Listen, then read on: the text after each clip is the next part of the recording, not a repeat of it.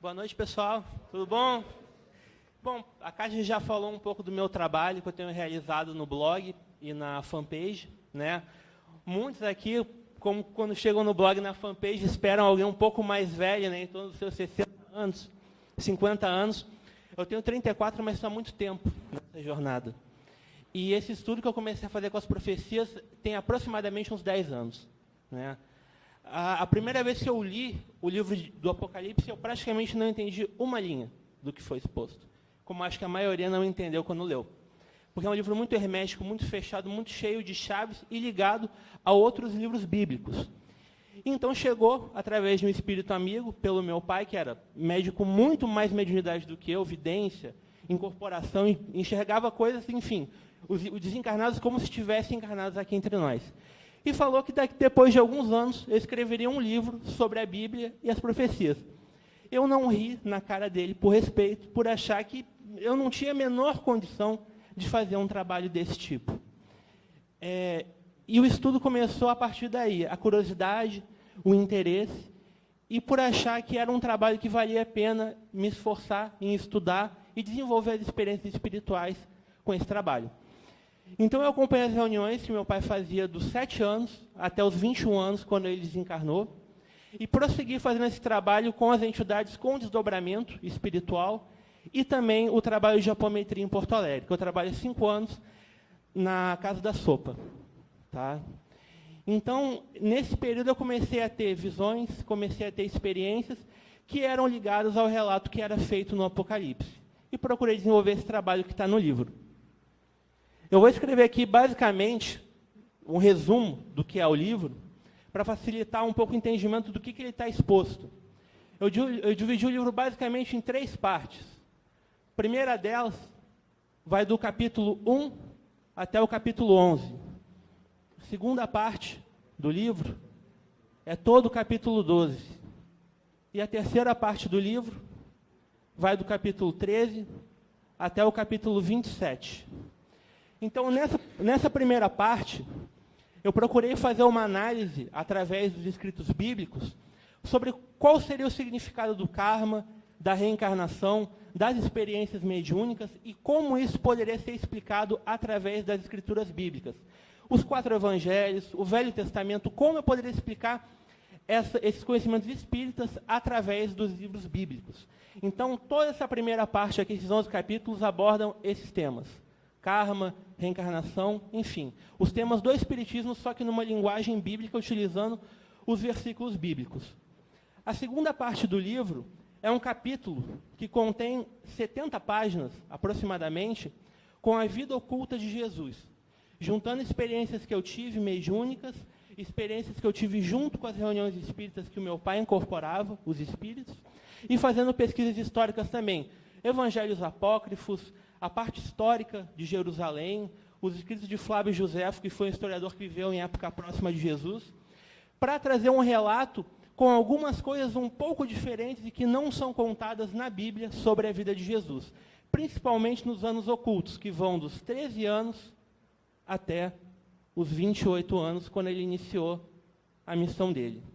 Conto nesse capítulo um pouco como foi a viagem dele ao redor do mundo, buscando conhecimentos na Alexandria, na Índia, em outros pontos do mundo, para conhecer as culturas da sua época e para que conseguisse passar esse conhecimento a todas as culturas do mundo. Inclusive, ele foi levado pelos espíritos amigos a ter esse contato com a capital de Alexandria, porque lá era um porto muito famoso e tinha uma rota pelas Índias que ia até a China. Então, as mensagens dele e todos os discursos que ele fazia ficaram conhecidos e levados pelos pescadores e mercadores que viviam lá. Então, toda essa mensagem foi levada pelo mundo por essas pessoas que viviam e eram mercadores e pescadores, e depois da morte dele, os apóstolos foram para outros pontos do mundo para prosseguir levando essa mensagem. Então, eu procuro contar mais ou menos assim como foi esse período, que não é muito relatado na Bíblia, e os anos finais até o desencarne dele e depois da sua ressurreição.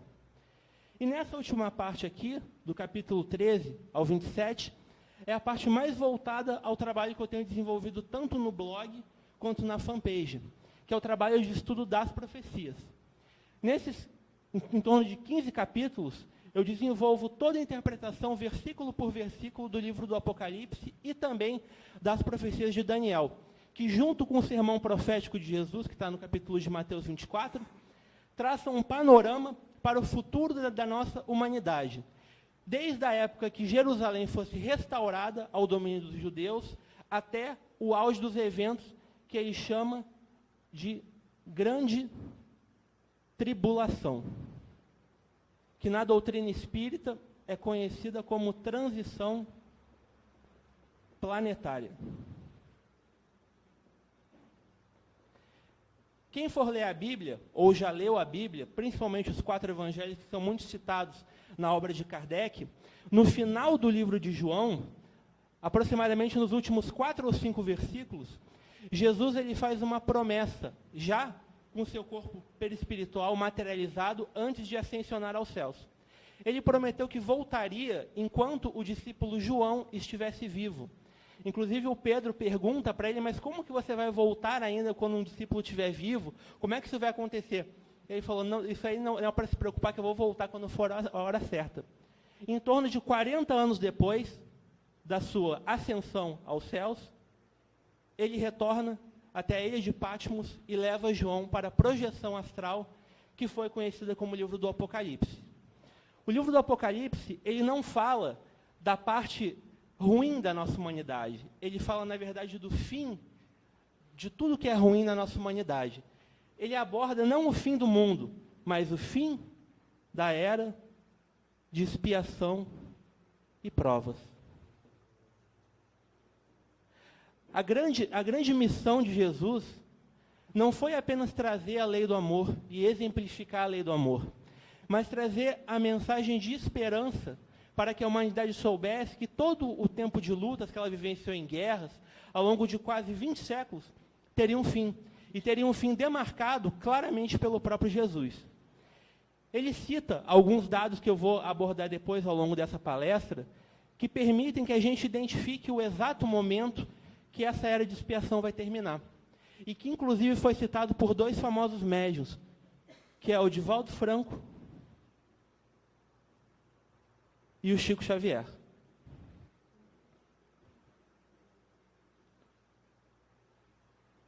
Ambos eles falam, muitos, principalmente o livro No Chico a Caminho da Luz, e o Divaldo Franco no recente livro Transição Planetária, sobre esse tema, de quando que a era de expiação e provas ela vai ter fim. Muitas pessoas pensam que o mundo vai chegar ao fim, que a nossa humanidade vai ter que perecer, mas, na verdade, a mensagem dos médiuns, principalmente do Divaldo e do Chico, e do Apocalipse, é uma mensagem de esperança, que fala não no fim do mundo, mas no fim de uma era de expiação e provas, para que se inicie uma era de regeneração no nosso mundo. A era de regeneração ela vai acontecer mais ou menos como aconteceu com o exílio de Capela, quando vieram vários espíritos para o nosso orbe terrestre, que foram exilados, porque não conseguiam viver praticando o amor em Capela, e eles foram exilados para cá para colaborar com o processo de evolução do nosso planeta. E vai acontecer com a Terra, em escala global, mais ou menos o que aconteceu com Capela.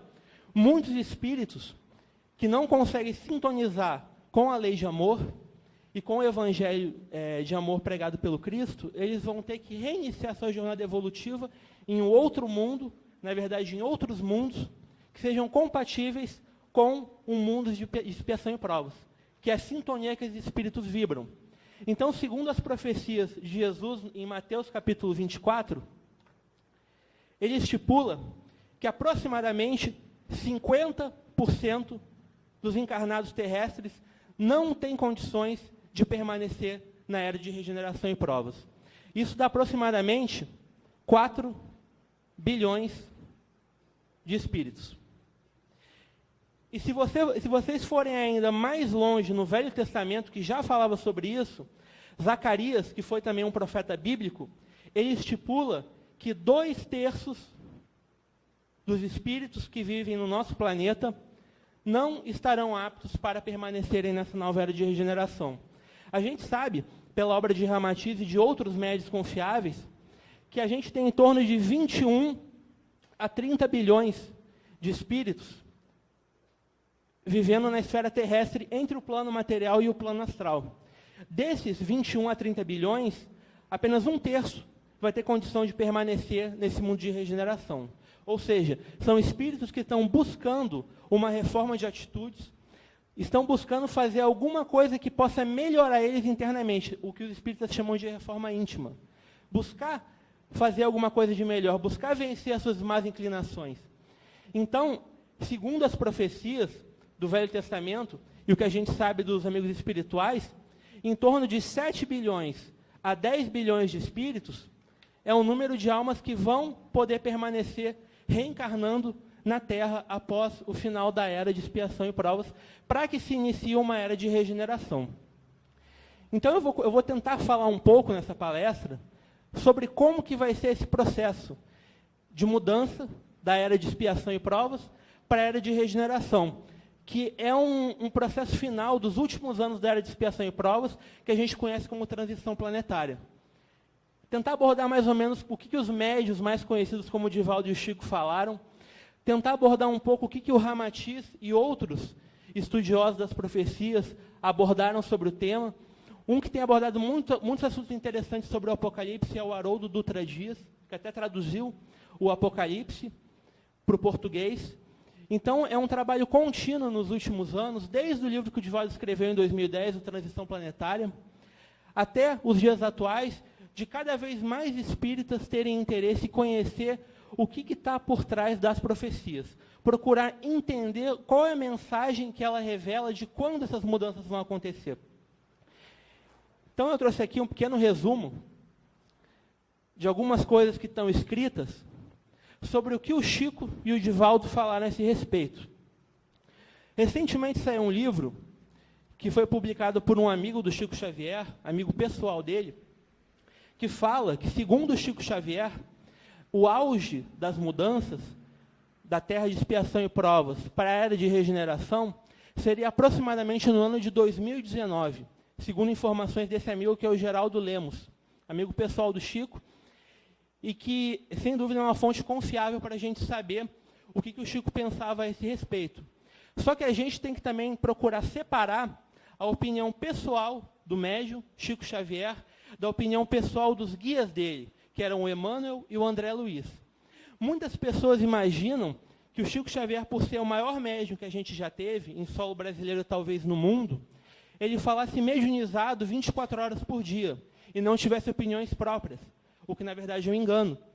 Porque o Chico Xavier também tinha suas opiniões próprias, que, porventura, poderiam ser discordantes do que os espíritos amigos acreditavam. Então, o que a gente sabe é que o Chico Xavier, através do Geraldo Lemos, estipulou que o ano de 2019 seria o ano-chave para as mudanças do nosso mundo, de expiação e provas, para o mundo de regeneração. Mas, segundo o Emmanuel, que era o guia do Chico Xavier, no programa Pinga Fogo, que foi exibido na TV nos anos 70, e foi transcrito no livro Plantão de Respostas, volume 1 e 2, ele diz o seguinte, isso aqui está no livro Plantão de Respostas, volume 2, do Espírito de Emmanuel, página 14. Pergunta: o que a doutrina espírita pode dizer a respeito do fim dos tempos? Isto é, como ocorrerá a transformação do planeta em planeta de provas e expiações para o planeta de regeneração? A resposta do Chico, mediunizado pelo Emmanuel. Através da busca da espiritualização, superação das dores e construção de uma nova sociedade, a humanidade caminha para a regeneração das consciências. Emmanuel afirma que a Terra será um mundo regenerado por volta de 2057. Cabe a cada um a longa e árdua tarefa de ascensão. Trabalho e amor ao próximo com Jesus, este é o caminho. Ou seja, o Emmanuel, no programa Pinga Fogo, estipulou que a Terra vai ser um mundo de regeneração apenas em 2057. Ou seja, antes disso, a gente ainda vai estar no mundo de expiação e provas, ou ainda na época de transição planetária, nos preparando para que a Terra possa chegar ao mundo de regeneração. Um outro médium conhecido, que é o Divaldo Franco, falou em recente palestra no Centro Espírita Caminho de Redenção, em Salvador, na Bahia, uma palestra sobre crianças índigo, que a Terra seria, segundo Joana de Ângeles, que é a mentora dele, um mundo de regeneração a partir de 2052. Então, a gente tem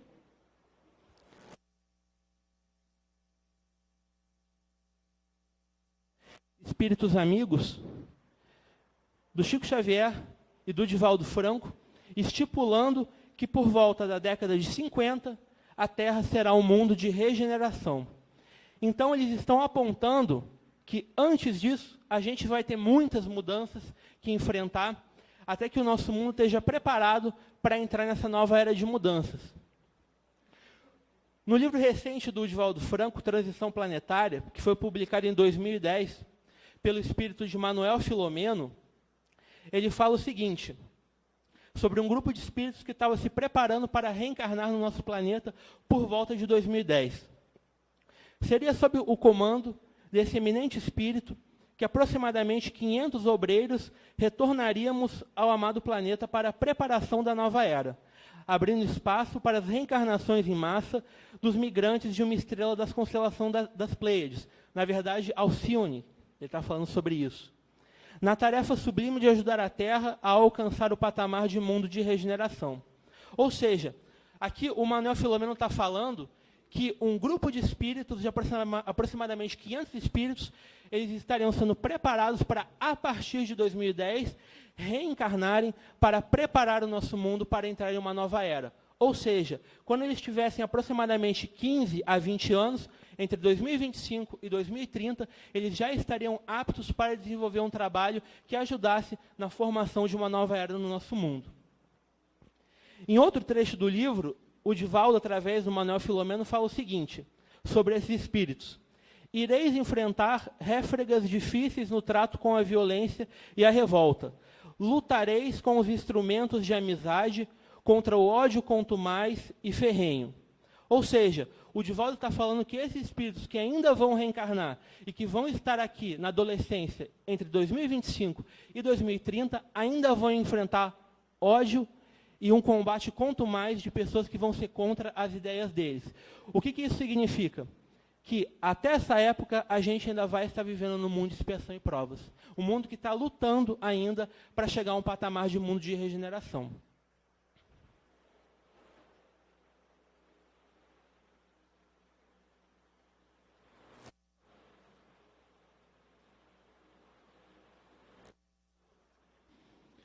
No capítulo 3 do Evangelho segundo o Espiritismo, item 17, o codificador ele explica como é que vai ser o mundo de regeneração no nosso planeta. A humanidade experimenta as vossas sensações e desejos, mas liberta das paixões desordenadas, de que sois escravo. Isenta do orgulho, que impõe silêncio ao coração, da inveja que tortura, do ódio que sufoca, em todas as frontes vê-se escrita a palavra amor. Perfeita equidade preside as relações sociais.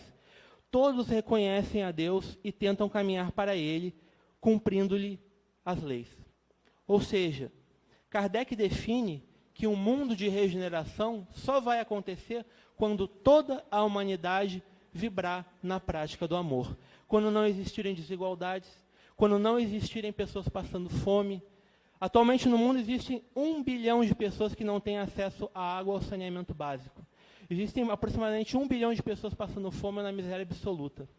Então ele especifica que o nosso mundo só será um mundo de regeneração quando a gente tiver uma sociedade equilibrada em nível social e econômico e também uma sociedade equilibrada na prática do amor. Está claro, portanto, e inviável que o nosso mundo pudesse ser chamado de regeneração a partir de 2012, a partir de 2013, ou daqui a 5 ou 6 anos. Porque a gente ainda vive num mundo de expiação e provas. A gente ainda vive em um mundo onde impera a desigualdade, onde existem pessoas passando fome, onde existe ódio, onde existe raiva. Então ainda falta acontecer algumas coisas para que a gente possa dizer que vive em um mundo de regeneração, ou uma nova era.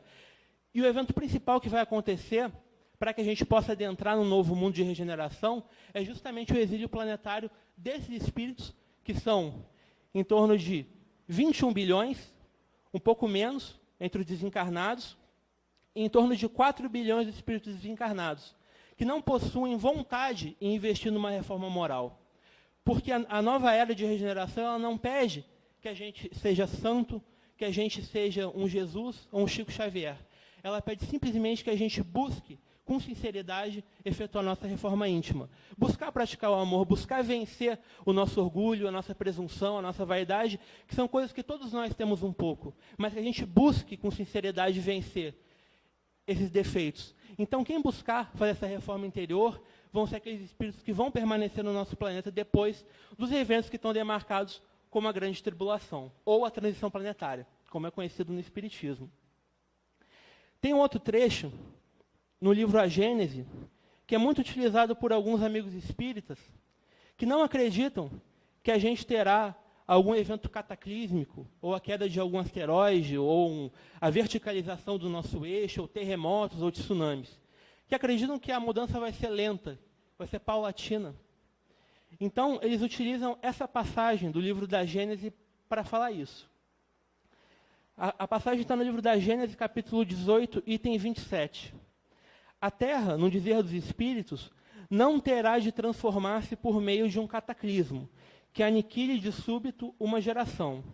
A atual geração desaparecerá gradualmente e a nova lhe sucederá do mesmo modo, sem que haja mudança alguma na ordem natural das coisas. Essas são palavras do Kardec no livro A Gênese, que muitos, após lerem essa passagem, afirmam que não existirá nenhum evento cataclísmico e nem um exílio planetário, porque ele afirma que não vai ter mudança súbita de geração, e nem um evento cataclísmico. No entanto, poucos itens depois, aliás, poucos itens antes, no item 10, o Kardec fala o seguinte, no mesmo capítulo 18 da Gênese e no item 10. Anunciando a época da renovação, que havia de abrir para a humanidade e determinar o fim do velho mundo, a Jesus, pois, foi lícito dizer que ele se assinalaria por fenômenos extraordinários, tremores de terra, flagelos diversos, sinais no céu que mais não são do que meteoros sem a abrogação das leis naturais.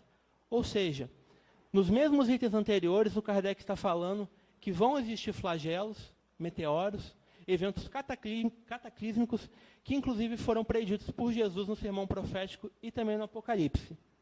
Então, como é que a gente pode interpretar a passagem que foi dita, poucos itens depois, de que a Terra não passaria por nenhum evento drástico, segundo Kardec falou? Kardec fala o seguinte, muitos espíritos, a Terra, no dizer dos espíritos, não terá de transformar-se por meio de um cataclisma que aniquile de súbito uma geração. Isso é verdade. Os cataclismos da transição planetária ou da grande tribulação, eles não vão aniquilar o nosso mundo inteiro. Não vai ser o final do nosso mundo. Não vai ser o final dos 8 bilhões ou 7 bilhões de espíritos. Vai ser um exílio de parte desses habitantes que não podem permanecer aqui. Então, ele falou uma verdade. Não vai ser uma aniquilação súbita de uma geração. Ele fala depois na linha seguinte, a atual geração desaparecerá gradualmente e a nova lhe sucederá do mesmo modo, sem que haja mudança alguma na ordem natural das coisas. Isso também é uma verdade, porque Kardec escreveu a Gênese com os auxílios dos espíritos amigos antes de 1900. Portanto, ele estava falando da atual geração, ou seja, a geração da época dele. E realmente aconteceu isso. A geração dele desencarnou até por volta de 1950 e não aconteceu mudança drástica alguma. Não ocorreu nenhum exílio em massa, não ocorreu nenhum evento planetário.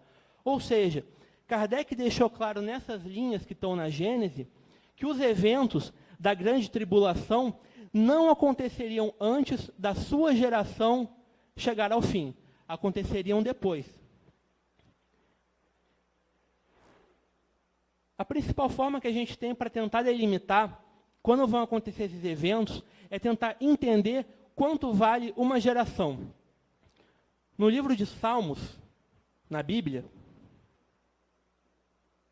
capítulo 90, é estipulado que uma geração tem 70 anos. É o prazo que foi estipulado pela Bíblia para que uma geração comece e uma nova geração possa chegar após essa. Então, se a gente considerar que o livro da Gênesis foi escrito próximo de 1900, esses eventos não aconteceriam antes de 1960.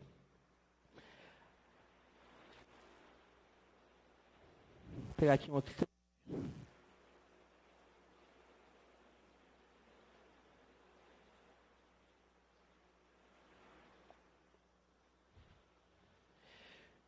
A Bíblia, então, demarca o período de uma geração em 70 anos.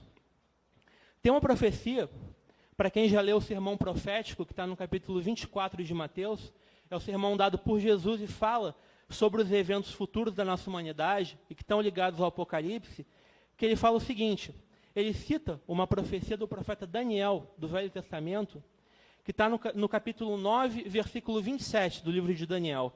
Ele fala o seguinte: e então chegará o fim, quando virdes estabelecida no lugar santo a abominação da desolação, que foi predita pelo profeta Daniel, capítulo 9, versículo 27, o leitor entenda bem. Ou seja, ele demarca que a profecia dos 70 períodos ou 70 semanas, que é a profecia mais conhecida do profeta Daniel, demarcaria o período final da era de expiação e provas, para que a gente pudesse chegar ao novo mundo e à era de regeneração. Ele traz outras pistas sobre essa profecia, mas o mais interessante é que até uns 200 ou 300 anos atrás era impossível a gente saber quando que essa profecia começaria, mas essa profecia ela aconteceu em 1967. A profecia de Daniel ela fala o seguinte, ela fala que em 70 períodos, a partir de 70 períodos, a terra de Jerusalém seria assolada por um assolador que viria nas asas da abominação. Ele usa o termo assolador, que é um sinônimo de devastador, que também aparece no Apocalipse. Essa profecia de Daniel, ela começa a ser contada a partir da restauração de Jerusalém. E a restauração de Jerusalém, as terras antigas de Israel, que era a cidade velha, a cidade murada, ela só aconteceu no ano de 1967. A criação do Estado de Israel aconteceu em 1948, mas nessa época, em 1948, os judeus eles não tinham controle ainda sobre a cidade velha de Jerusalém, que era a cidade antiga que eles viviam. E eles só foram dominar essa cidade depois da Guerra dos 6 Dias. Isso foi em 1967.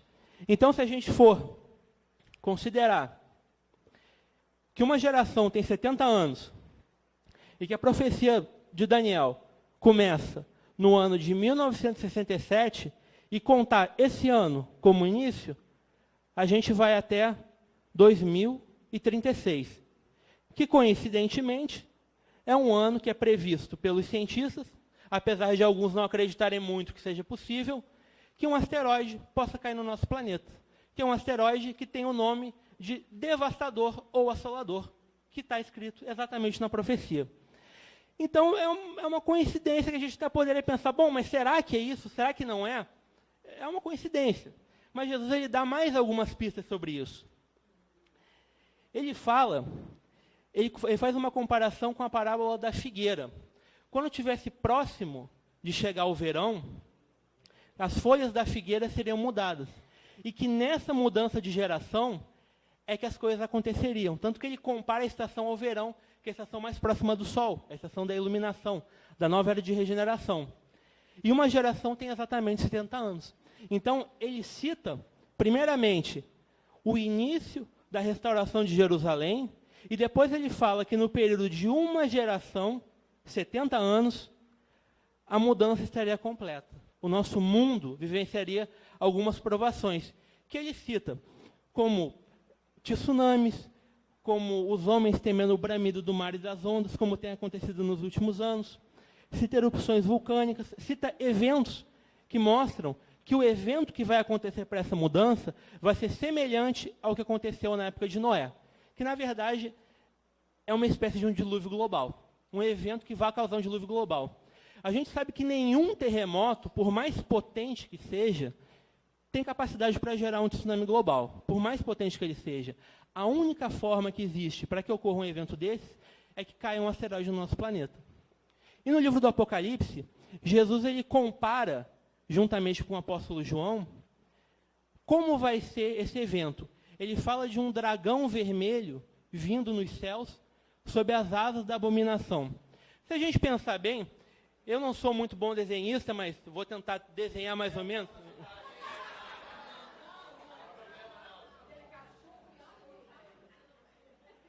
Isso aqui é um asteroide, tá? Bem feio, bem grande, vindo, um rastro de fogo de luz, e ele está vindo pelo céu. Um rastro vermelho, uma serpente voadora, que está vindo pelo céu.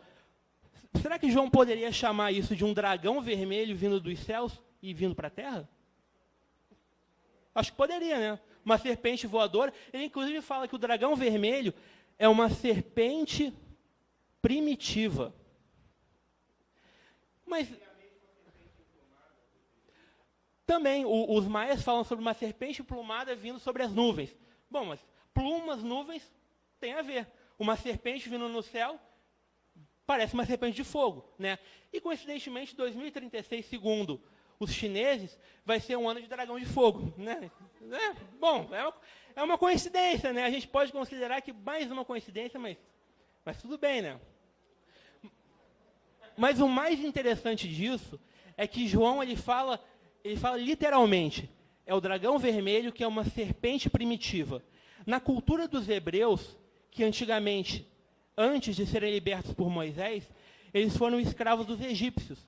Então, eles tomaram para si muitas das lendas e a mitologia dos egípcios. E, segundo os egípcios, existe uma criatura chamada Apep. Apep é uma criatura que, segundo a mitologia dos egípcios, que era que os judeus acreditavam até então serem libertos por Moisés, era uma serpente que vivia no abismo, nas profundezas, e que tentava todas as noites emergir para capturar o sol, que era simbolizado por Ra. E todas as manhãs, a serpente era derrotada e Ra, simbolizado pelo sol, se levantava e vencia a serpente. Mas o mais interessante é que a serpente primitiva, que é o asteroide, em grego é Apophis, que é o asteroide que está previsto para vir em 2036.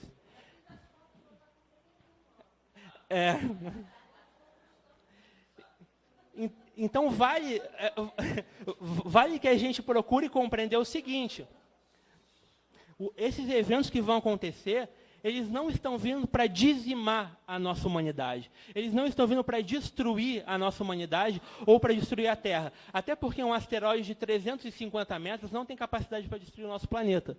Ele tem capacidade para destruir, caso caia no oceano, as zonas costeiras, litorais, zonas mais baixas, ou caso caia em um continente, capacidade para destruir um país inteiro, com choque, e a onda de choque. Mas ele não vem para destruir o nosso mundo. Na verdade, ele vem para fazer uma coisa boa. Ele vem para fazer uma coisa boa. Pode parecer que não, mas ele vem para fazer uma coisa boa. Ele vem para impedir que a gente cause uma guerra de extermínio atômico entre as nações. Essa é a grande... a grande questão para a vinda do asteroide. Ele não vem simplesmente para ajudar no exílio planetário de bilhões de pessoas.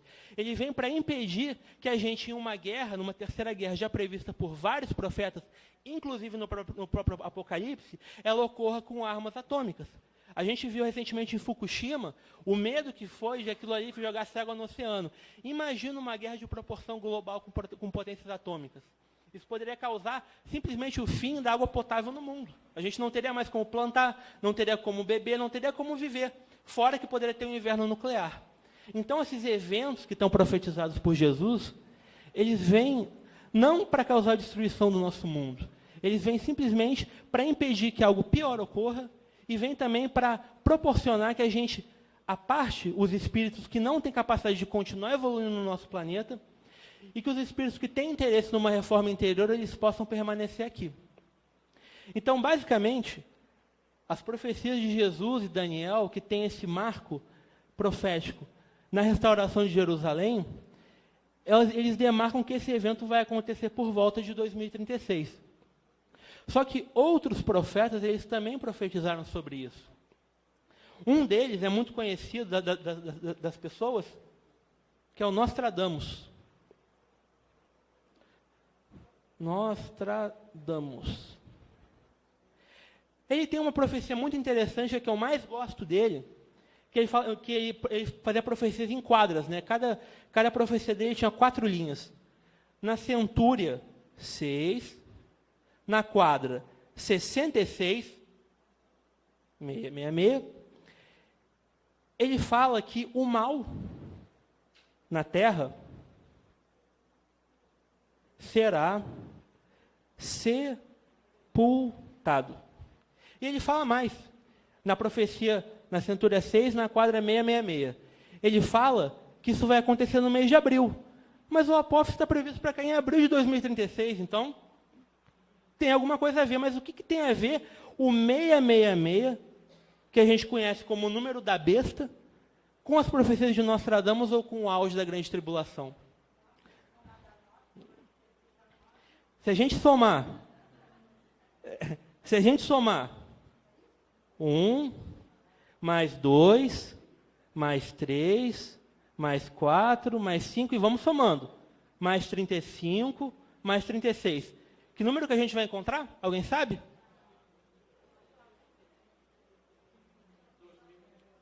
6, 6, 6.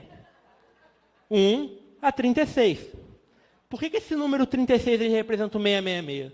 Na cabala judaica, que estudam isso, e eles estudam muito a questão numerológica e procuram significados numéricos nas escrituras, existe uma coisa chamada cameia, que é isso aqui.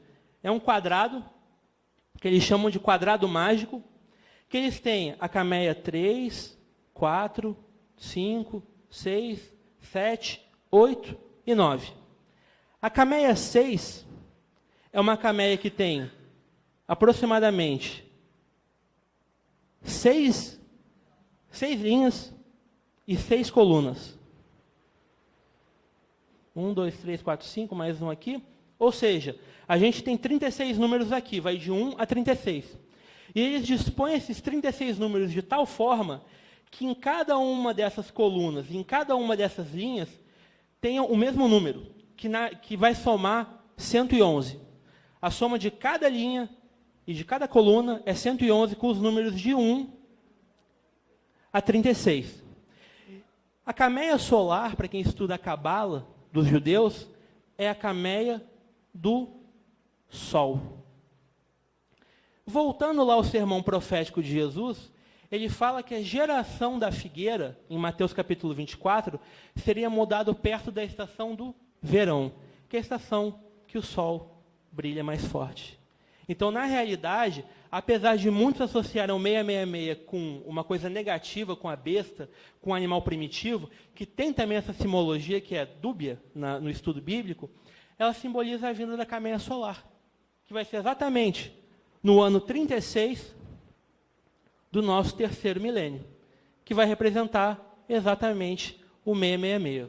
E que Nostradamus previu isso aqui ao citar de forma velada a centúria e a quadra como 666, ele era estudioso cabalista também, para quem não sabe, e citar que em abril o mal seria sepultado. Ou seja, ele citou 666, que a gente pode colocar como ano 36, e citou abril como o período que o mal seria sepultado. Mas também não é só isso. Nostradamus era famoso por ser um astrólogo e por ter acertado muitas profecias. E ele fez 3 profecias com referências astrológicas que de 2012 até 2036, as 3 só vão acontecer uma única vez. E todas elas entre 2033 e 2035. Então, o que o Nostradamus está mostrando? Ele fez 3 profecias com raras configurações astrológicas que só vão acontecer entre o ano de 2033 e o ano de 2035. Essas 3 profecias que eu falo no livro, elas falam sobre guerras, sobre o que o Apocalipse fala, sobre o Armagedon. Então, ele procurou citar 3 marcos importantes para mostrar que algum evento importante ocorreria na década de 30, entre 2033 e 2035. Então, ele fala uma profecia que a gente pode colocar como 2036 e mais 3 com referências astrológicas que só vão acontecer entre 2033 e 2035. Outro profeta muito famoso é o ex-papa João XXIII. Ele teve um livro publicado em 1976 pelo jornalista Pierre Carpi. O nome do livro é As Profecias de João XXIII. Nesse livro, o Papa morreu antes de 1970, ele prevê, numa das profecias, que Micael e João subiriam ao mesmo tempo no poder. Quando Mikhail Gorbachev foi eleito para ser o premier da Rússia, João Paulo II foi eleito Papa. Então, a gente pode ter alguma credibilidade no que ele está falando. E ele coloca que 20 séculos mais a idade de Cristo é que vai ser o grande auge dos eventos. A gente sabe que Jesus Cristo não nasceu no ano 0. Historicamente, existem pesquisas sobre isso, que estipulam que ele nasceu entre o ano 4, alguns um pouco antes, talvez no ano 7, mas principalmente entre o ano 4 e o ano 3 a.C. Considerando que ele morreu com 33 anos, ele teria entre 36 e 37 anos. Ou seja, 20 séculos 2000, 36, 2036. Então, a gente juntando as profecias de profetas que já tiveram várias profecias cumpridas, e que são confiáveis justamente por causa disso, a gente chega a um mesmo ponto que é o ano de 2036. Que é o ano que justamente vai demarcar essa mudança. Pelo menos foi o que, segundo foi visto por esses profetas. Então, o estudo que eu procurei fazer, principalmente na parte 3 do livro, entre o capítulo 13 e o capítulo 27, foi justamente juntar essas referências proféticas do João 23, que teve uma profecia cumprida, o Apocalipse, o livro de Daniel, juntar outros profetas, e principalmente as profecias do sermão profético, para estipular um ano que pudesse juntar num foco comum todas essas profecias. E foi justamente realizando esse trabalho que eu cheguei ao ano de 2036. Porque esse é o único ano que a gente consegue juntar as profecias de todos os profetas confiáveis que já tiveram profecias cumpridas, que chegam, todos eles, a falar da grande tribulação e da mudança do nosso planeta no ano de 2036. O trabalho básico, então, que eu fiz no livro foi justamente esse, juntar esses dados, né, as profecias do Apocalipse, interpretar o livro de Daniel, as profecias de Ezequiel, os profetas do Velho Testamento, Nostradamus, entre outros, para chegar nessa data aqui, que não foi uma informação mediúnica que eu recebi, ou alguma intuição que veio. Veio que eu teria que criar um método pesquisando o que os profetas mais confiáveis do mundo estipularam. E os que acertaram as profecias, eles estipularam, todos eles, esse foco comum aqui, que é 2036. Então, basicamente, o trabalho que eu exponho no livro, e que é o nome da comunidade, no Facebook e no blog, que é o Profecias do Ápice em 2036, não é para tentar fazer uma nova profecia maia, ou falar que a gente vai ser ascensionado para a 4ª dimensão, para a 5ª dimensão, ou que o mundo inteiro vai morrer. A ideia não é essa. A ideia é mostrar que os profetas, eles previram que teria uma grande mudança de consciência e que a gente entraria num novo patamar evolutivo, que é o que Kardec chama de mundo de regeneração. A gente não vai passar pelo fim da nossa humanidade, mas sim o fim de uma era. O fim de um mundo que existe atualmente com desigualdades, com miséria, com guerras, para que comecem a existir apenas pessoas encarnadas, voltadas mais para o pensamento coletivo, mais para uma divisão igual dos nossos recursos e principalmente para uma busca pessoal de mudança interior. Isso é o que caracteriza, segundo Kardec, o mundo de regeneração, onde toda a humanidade ela busca viver vibrando numa busca por ser melhor a cada dia. Não é um mundo de santos ainda, ou de pessoas que não têm karma nenhum para pagar, mas são pessoas que têm um interesse sincero e verdadeiro de buscar uma reforma a cada dia para serem pessoas melhores. Então, o Apocalipse, que significa revelação, ele não veio para trazer uma mensagem de terror ou para espalhar o pavor entre as pessoas. Ele veio simplesmente para dizer o seguinte: olha, vocês vão passar por muitas dificuldades, enquanto a Terra ainda for um mundo de expiação e provas, mas essas dificuldades elas vão chegar no fim algum dia. E esse dia foi demarcado exatamente por Jesus ao citar a profecia de Daniel, que a gente sabe o marco profético hoje é em 1967, e que mais 70 anos vai até 2036.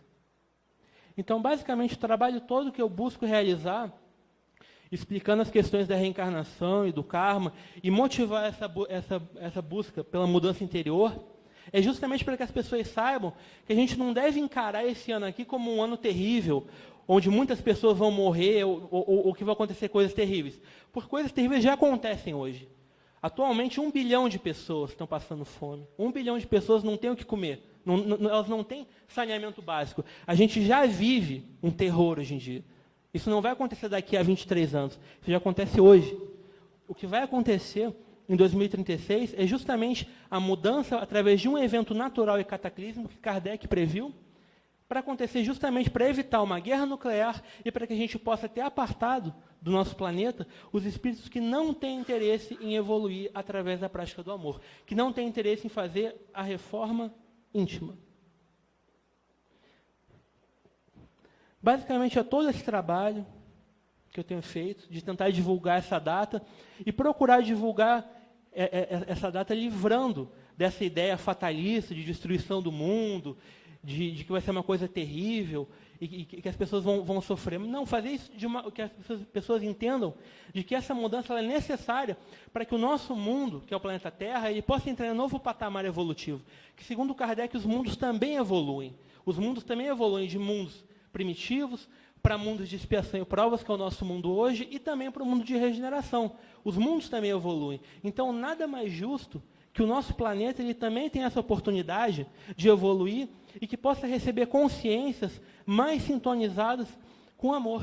Porque quando a gente pensa numa coletividade, que é o mundo atualmente em bilhões de pessoas, são bilhões de pessoas em desequilíbrio, maltratando o nosso planeta, emitindo energias ruins que vão acumulando no nosso planeta. Isso também precisa ser tirado para que o nosso planeta ele tenha uma chance de viver com uma civilização melhor. E que as pessoas que querem evoluir através da reforma íntima, que elas tenham uma oportunidade de viver num mundo melhor, onde as pessoas pensam mais no coletivo, onde as pessoas pensam mais no bem das outras pessoas e não apenas no próprio bem.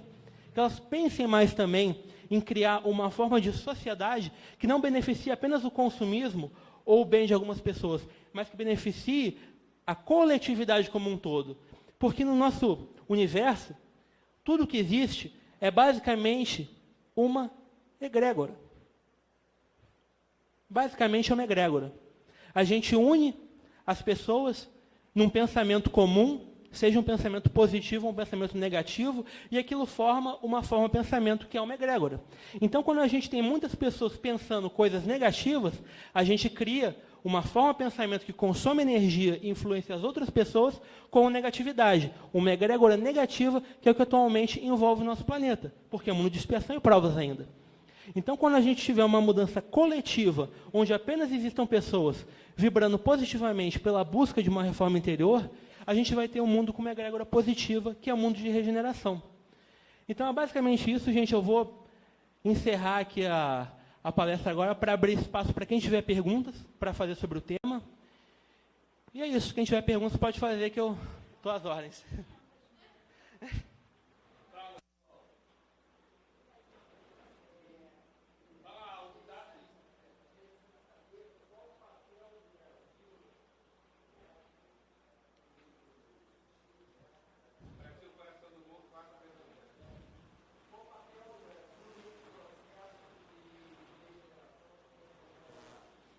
Então, na realidade, esse vai ser o tema do meu próximo livro. Porque escrever sobre a Bíblia, interpretar o Apocalipse, falar toda essa base, né, sobre o karma, a reencarnação e falar sobre a vida oculta de Jesus, daria até um livro de mais de 650 páginas. Mas eu procurei reduzir o máximo, então eu não pude falar muita coisa sobre o Brasil. Mas existem 2 livros que falam sobre isso. Um que você citou, que é o livro do Humberto de Campos, e tem um outro livro que também é do Humberto de Campos,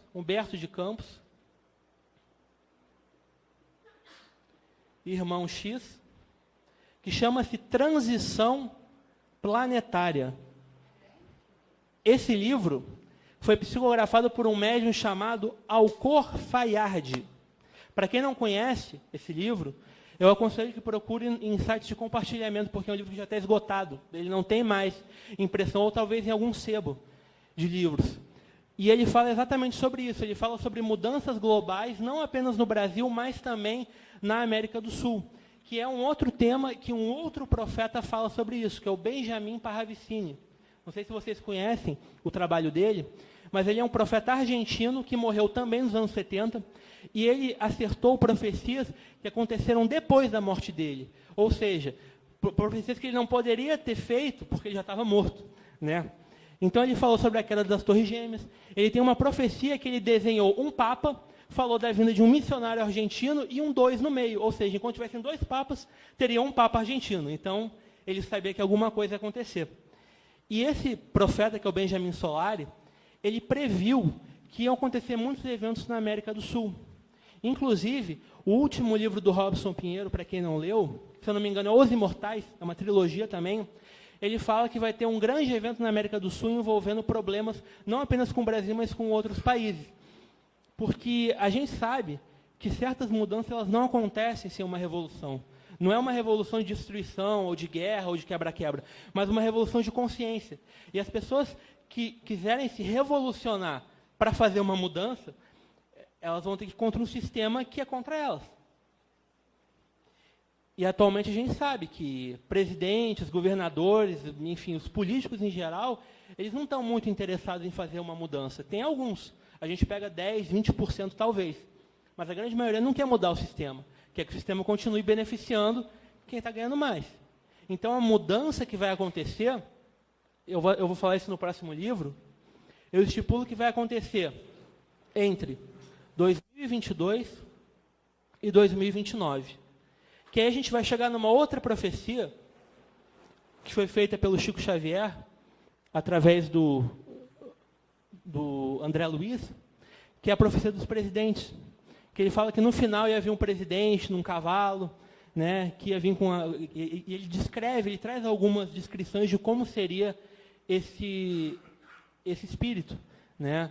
E eu acredito que essa profecia, como ele já acertou alguns outros presidentes nessa profecia, como João Goulart e outros que vieram antes, eu acredito que esse presidente ele vai vir mais ou menos por essa época, que vai ser a época de preparação para que o Brasil mude o atual estado de coisas, que vai ser uma mudança, basicamente como já aconteceu em alguns outros países. Não é fazer uma mudança de colocar um governo militar ou de colocar algum político que vai ser o salvador da nossa pátria. Vai ser uma mudança que busque fazer um plano coletivo com a nossa sociedade, um plano a longo prazo, independente de políticos, de partidos, de governos, para que a gente siga um cronograma de mudanças para as próximas décadas. Eu acredito que o grande mote dessa mudança vai ser entre 2022 e 2029. Então, esse vai ser o tema do próximo livro, falar sobre como vai ser o papel do Brasil.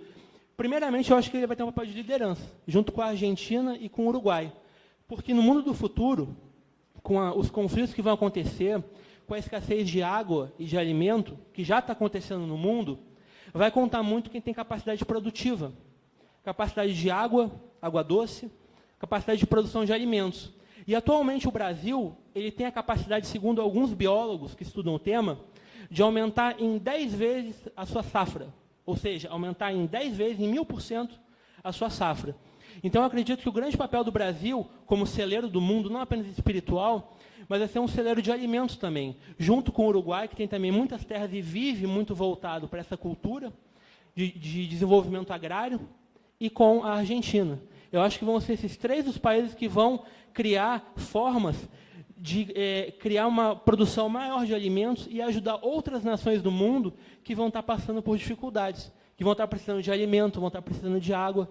E eu acho que, junto com isso, a gente vai passar por uma revolução política.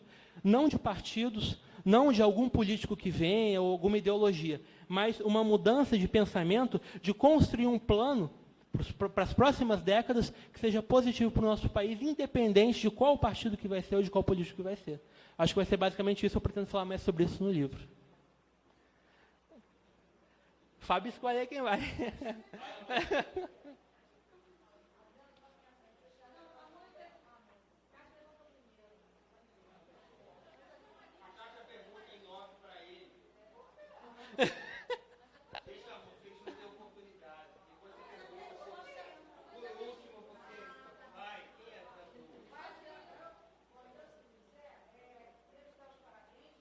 Obrigado.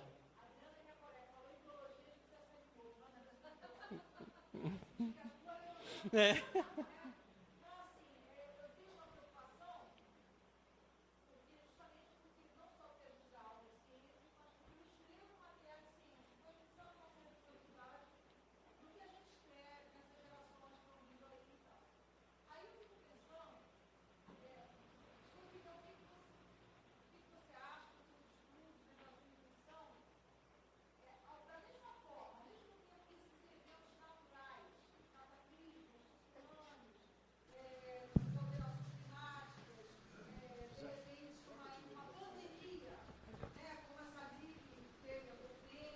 Uhum. Supostamente naturais, mas de larga escala, ao mesmo tempo em que eles aproveitam para levar um monte de gente, aquele desencarne, né, fazer aquela limpeza geral, se eles também é resultado das nossas ações, também, ao mesmo tempo que aproveita para desencarnar um monte de gente, também é para nos mostrar a ação e reação, o mau uso dos recursos, a forma como a gente vem cuidando do planeta, a resistência dos países mais, vamos dizer, né, que dominam em assinar acordos climáticos. Sim. Então, se as duas coisas não estão, ao mesmo tempo que vem a lição, né, então vamos aproveitar aí. E aí, o que a gente pode fazer no nível micro, quer dizer, eu como cidadão, né, eu sei que economizar água na torneira lá de casa é muito pouco, porque quem gasta mais água é agronegócio. Mas o Brasil, politicamente, e aí pensando biologicamente, a gente é o país de maior mega diversidade, é o maior, mais mega diverso. Sim. Reservas de água doce não tem para ninguém. Então, olha a nossa responsabilidade, né? Então, se as duas coisas não estão juntas, ao mesmo tempo que o evento climático vem como parte do que está previsto, mas também para nos mostrar, olha o que vocês estão fazendo, olha a responsabilidade. Com certeza, com certeza. A gente, se for pensar na Terra, nosso planeta, como um organismo vivo, vou até desenhar aqui esse espaço.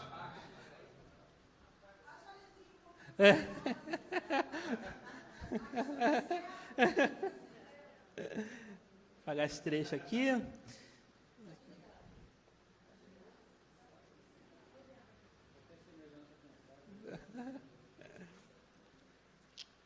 Fazer então essa grande bolota aqui o nosso planeta, que na verdade não é redondo, está até meio oval como a Terra realmente é. Isso aqui é a Terra.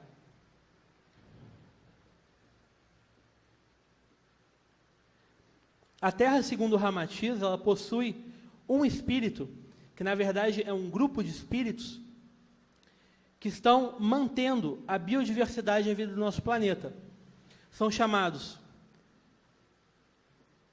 arcanjos, engenheiros siderais, e alguns chamam de cristos, né? Cristos planetários. São os nomes que são dados a essas entidades que elas não possuem mais perispírito. Quem conhece um pouco da espiritualidade, o espiritualismo, a gente tem o corpo astral, tem o corpo mental inferior, e tem mais 3 corpos superiores, tá? Os nossos corpos inferiores, a gente tem, quando está encarnado, o corpo físico, o duplo etéreo, o corpo astral e o corpo mental inferior, tá? Eles são chamados de corpos inferiores porque eles possuem ainda princípio material, ou seja, possuem ainda componentes que permitam que a gente viva em mundos materiais ou semimateriais, como é o plano físico e o plano astral do nosso planeta. E tem os 3 corpos superiores, que são corpos formados unicamente por fluido universal. Kardec fala sobre isso no Livro dos Espíritos. O fluido universal é a parte mais microscópica que existe do átomo. A gente está indo cada vez mais fundo no átomo, né? Tem os quarks, os gluons, a gente está indo cada vez mais fundo. Mas lá no centro do átomo, a gente tem uma energia sem forma, que é o fluido universal, que é a forma mais etérea de princípio material que existe. Os espíritos mais evoluídos, eles se manifestam apenas com corpos em fluido universal. Eles não possuem mais os corpos materiais ou semimateriais. Então, a Terra, ela é sustentada energeticamente por espíritos desse patamar aqui, que possuem apenas corpos superiores, e que eles mantêm a energia do nosso planeta. Só que acontece o quê? Como a gente vive num planeta de expiação e provas, a gente produz pensamentos em desequilíbrio, a gente pratica ações que vão contra a lei de amor, a gente às vezes até faz mal sem querer, automaticamente. Então a gente vai criando energias que vão esfumaçando o nosso planeta.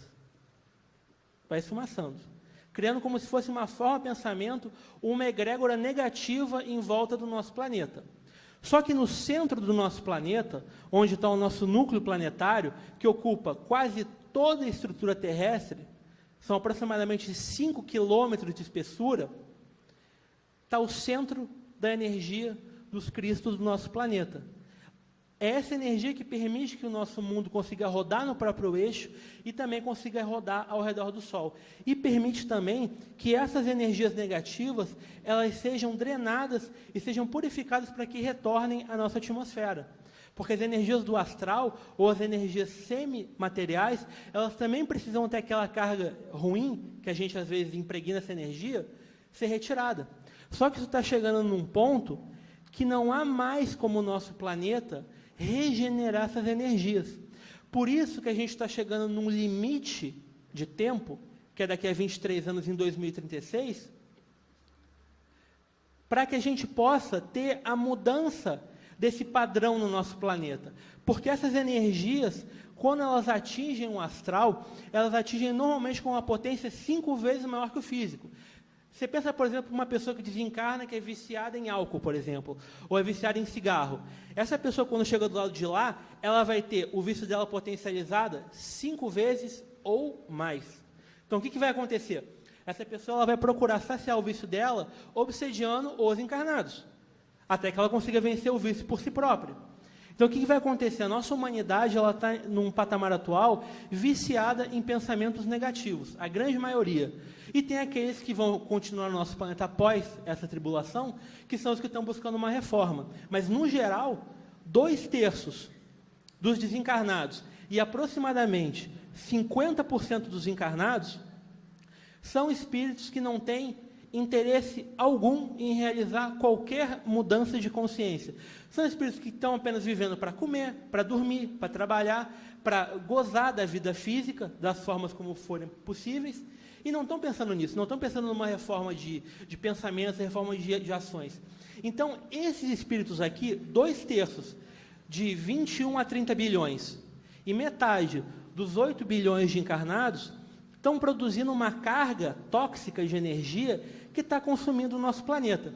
Se a gente pensar, para quem estuda ciência e um pouco da história do nosso mundo, que até aproximadamente 200 anos atrás, a gente tinha 1 bilhão de pessoas encarnadas, a gente tem 200 anos depois, 8 bilhões. Ou seja, por que vieram tantas pessoas encarnar no nosso planeta agora? Muitos poderiam dizer, teve a descoberta do petróleo, que propiciou que a gente aumentasse a produção industrial também, formas de saúde que preservem a nossa vida. Mas a grande verdade do ponto de vista espiritual é que a gente está tendo que alocar 7 bilhões de almas que têm direito a ter, pelo menos, a sua última chance no nosso planeta. A chamada encarnação final ou encarnação chave. São aqueles espíritos que já tiveram encarnações anteriores no nosso planeta, não aproveitaram, em sua maioria, essas encarnações, e estão tendo a última oportunidade. Ou seja, eles já não aproveitaram as encarnações anteriores e estão tendo essa última chance para mudar alguma coisa. Desse grupo de espíritos aqui, aproximadamente uns 40% ou talvez 30% vai conseguir fazer a mudança. Que mudança é essa? Não é quitar todos os karmas. Tem espírito aqui que vai ter karma para que tenha 20 encarnações. Em forma de câncer, em forma de outras doenças. Tá? Ou de outras formas também. Mas a grande maioria desses espíritos aqui vai fazer uma mudança de consciência entre esses 40% e 30% e vão merecer encarnar no mundo de regeneração pagando os seus karmas através da lei do amor. Em vez de ter que pagar sofrendo uma doença, vão quitar praticando o amor. Então eles vão ter abrandadas as provas, ao invés de ter que pagar com doenças e tal, de quem vai ter que ir para o mundo exílio. Imagina a gente indo para o mundo exílio sem ter McDonald's, sem ter Coca-Cola, sem ter salão de beleza. E o pior de tudo, a gente não vai ter sistema de saúde nenhum para nos tratar. Ou seja, quem tiver algum karma para quitar e for exilado, vai ter que quitar do jeito que vai. Então, o grande chamado que a gente faz não é fazer um terrorismo, tem que mudar, senão você vai ser exilado e vai sofrer e vai morrer. Não é isso.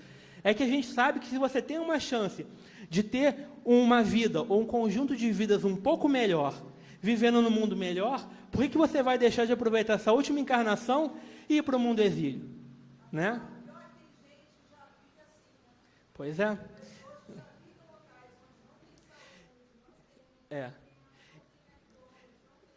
Então, para complementar a sua resposta, o que vai acontecer? O nosso planeta está chegando num nível de saturação. Sempre que a gente pensa em energia negativa, a gente gera energias que vão chegar ao plano físico. Tem uma experiência científica chamada experiência física e científica da dupla fenda, que é o seguinte: eles fizeram uma pesquisa que ficou conhecida como experiência da dupla fenda. Foi enviado um bombardeio de elétrons para um anteparo e tinha algumas pessoas pensando em volta. Algumas pessoas em volta simplesmente pensando, só pensando em qualquer coisa. Quando esse canhão de elétrons passou por esse anteparo, alguns saíram na fórmula de partícula e alguns saíram na fórmula de onda. Por que isso? Isso foi comprovado que a nossa mente, de alguma forma, interfere através das nossas ondas cerebrais nos elétrons. Então, se interfere nos elétrons, vai interferir também numa escala maior. Então, quando chega a um ponto que a energia negativa se acumula de tal forma, isso não é possível ser transformado no plano astral, e existe um conjunto de espíritos que tem karmas para quitar, isso é utilizado através de tsunamis, terremotos, e outros eventos, como foi nas Filipinas, que foi o tufão, que foi o maior da história, que eles acabam servindo para drenar essa energia. Nos últimos 10 anos, a gente teve um número de tsunamis e eventos de destruição, como vulcanismo e tufões, que nunca existiu antes. A gente já teve tsunamis anteriormente, mas ter 3 tsunamis em 10 anos, essas explosões vulcânicas, a cada ano tem uma, e cada vez em número maior, e tufões cada vez mais potentes, como foi o Frank Storm, em Nova York, e esse evento não sei qual foi o nome, Yuri, eu acho, das Filipinas, são eventos que estão cada vez mais fortes justamente para tentar extravasar essa energia. Porque se essa energia não for extravasada, ela vai levar o planeta inteiro a um colapso. É como se as entidades, os cristos, os engenheiros e os arcanjos, que o Ramatiz fala disso no Mensagens do Astral, eles já estivessem chegando no seu limite de drenar e conseguir filtrar essas energias. Por isso também que a gente está chegando próximo ao auge dos eventos, porque eles já sabiam que, como um grande número de espíritos teria que reencarnar para ter sua última chance, esse mesmo grupo traria também mais desequilíbrio para o mundo físico. Então, eles já estipulavam que esse desequilíbrio iria aumentar. A gente teria mais eventos vulcânicos, mais tsunamis e mais tufões. Por isso também que o Kardec fala disso na Gênese. Ele estipulou o prazo para após a geração dele, ou seja, a partir de 1960. A gente considera que a Gênese foi escrita ali por 1880, 1890, dá mais ou menos para essa data aqui, que foi quando Jerusalém foi restaurada. Então, é o marco da grande mudança, dessa geração de 70 anos, a partir de 67, que vai até 2036. Então, a tendência é que nos próximos anos, como vai ter um número maior de pessoas encarnando e de desequilíbrio, é muito provável que a gente ainda tenha muitos tsunamis e eventos parecidos que vão servir para drenar a energia do nosso planeta. Basicamente é isso.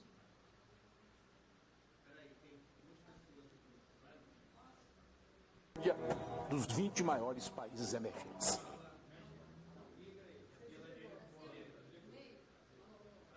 Alô, alô. Boa noite. Boa noite. Então, a gente sabe que hoje em dia os estudos científicos estão nos proporcionando,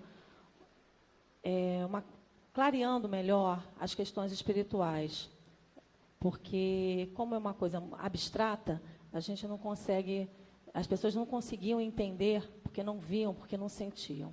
Então a gente tem hoje algumas teorias científicas, mas que algumas foram comprovadas. Falar de profecia, quando você chegou na questão da transição, uma coisa que me veio muito foi exatamente, quando você faz uma profecia, você está indo num futuro. Você citou que João foi levado por Jesus em desdobramento, então ele foi ao futuro. Então essa é uma possibilidade que todos nós podemos ter. Na verdade, nós somos do futuro e estamos aqui hoje, porque a gente já sabe aonde vai chegar. Tá? Então, eu acredito nisso plenamente. Né? Eu sou do futuro e estou hoje aqui tentando fazer o meu melhor, como semente estelar, né? Plantando e jogando as sementes no coração das pessoas para despertar.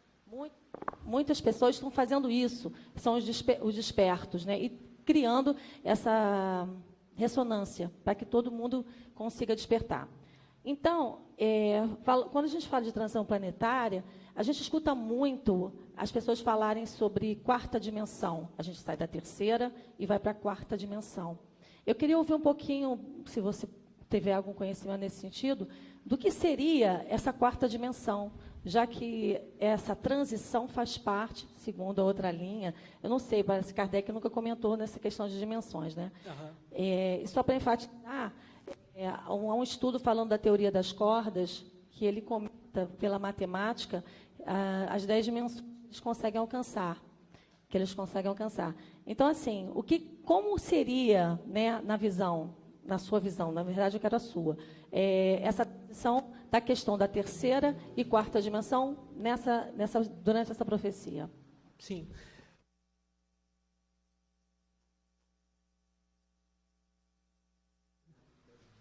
Alô? Oh, pronto. Aqui, ó. Eu vou fazer um desenho. Para quem já conhece um pouco de cabala, acho que vai entender o que eu vou desenhar aqui. Mais ou menos, tá? Tá meio esquisito, tá? Perdoe aqui, mas...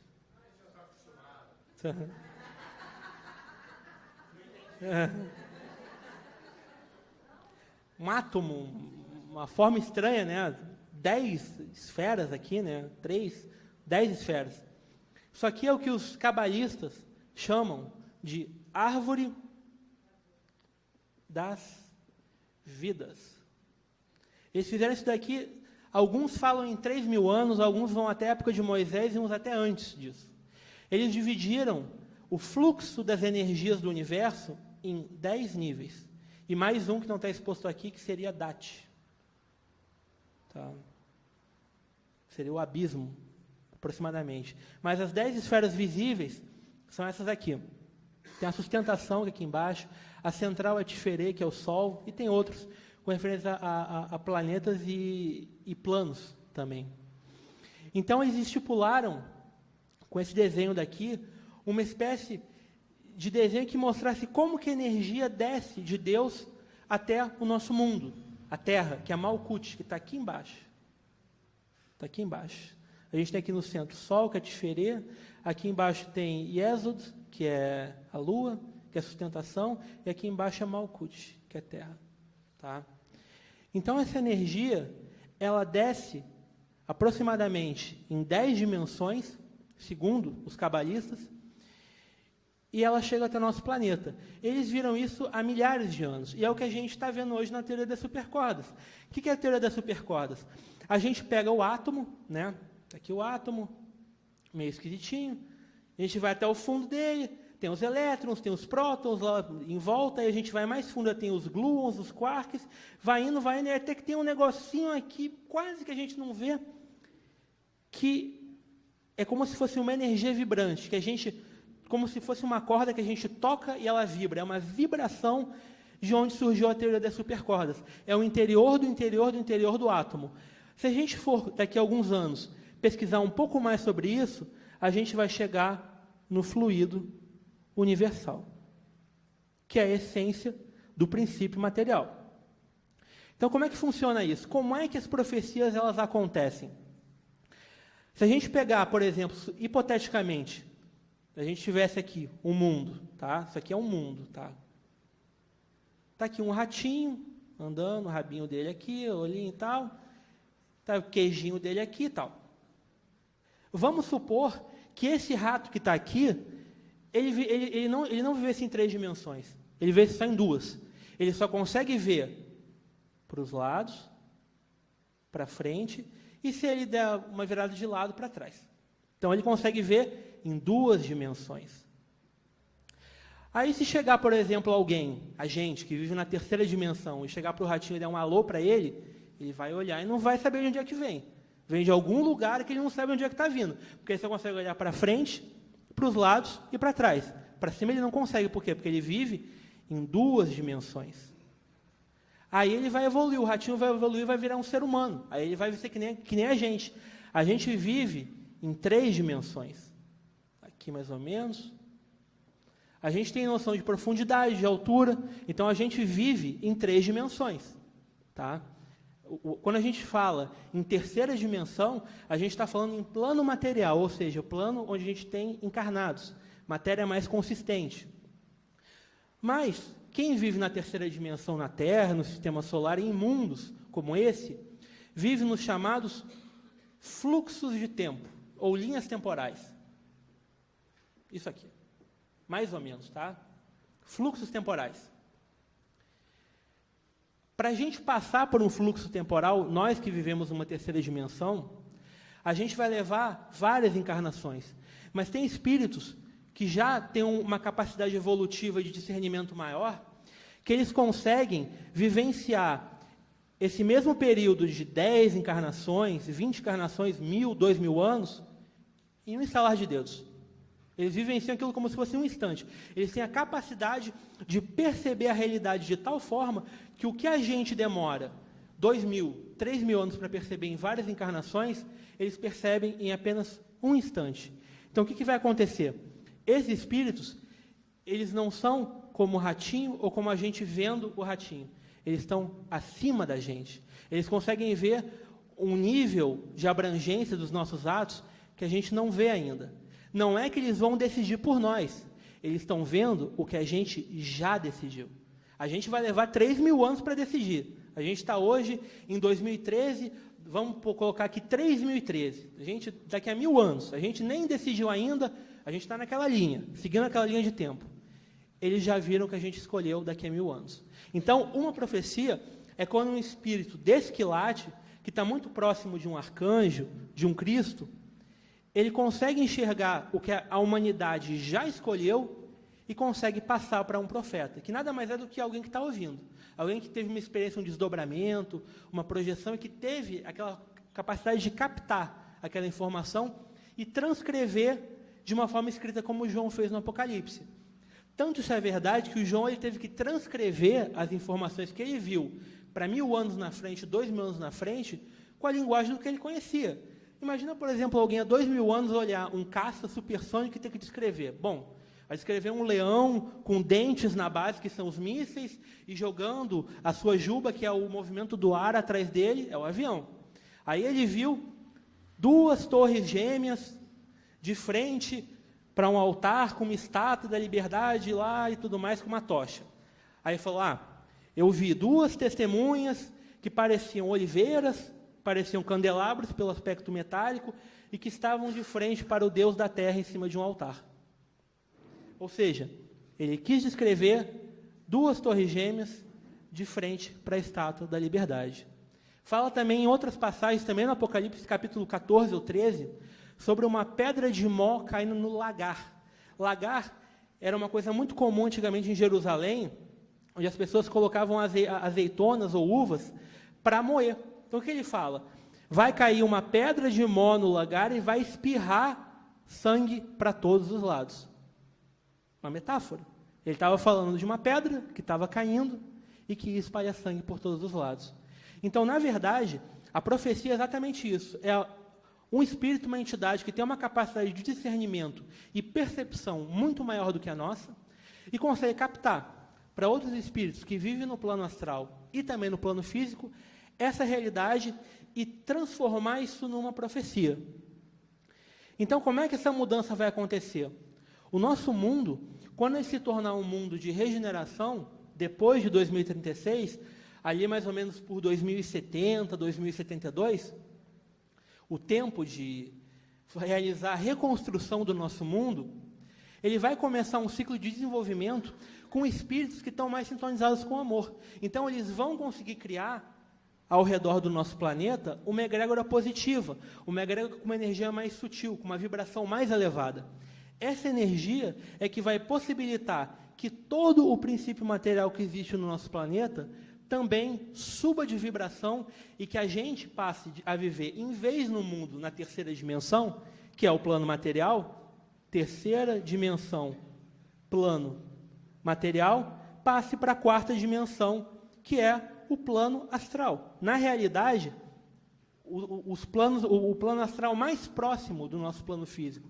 Tem uma divisão que o Robson Pinheiro faz, que eu costumo usar muito, que é uma divisão muito bem feita, que ele divide o plano astral em 3 níveis.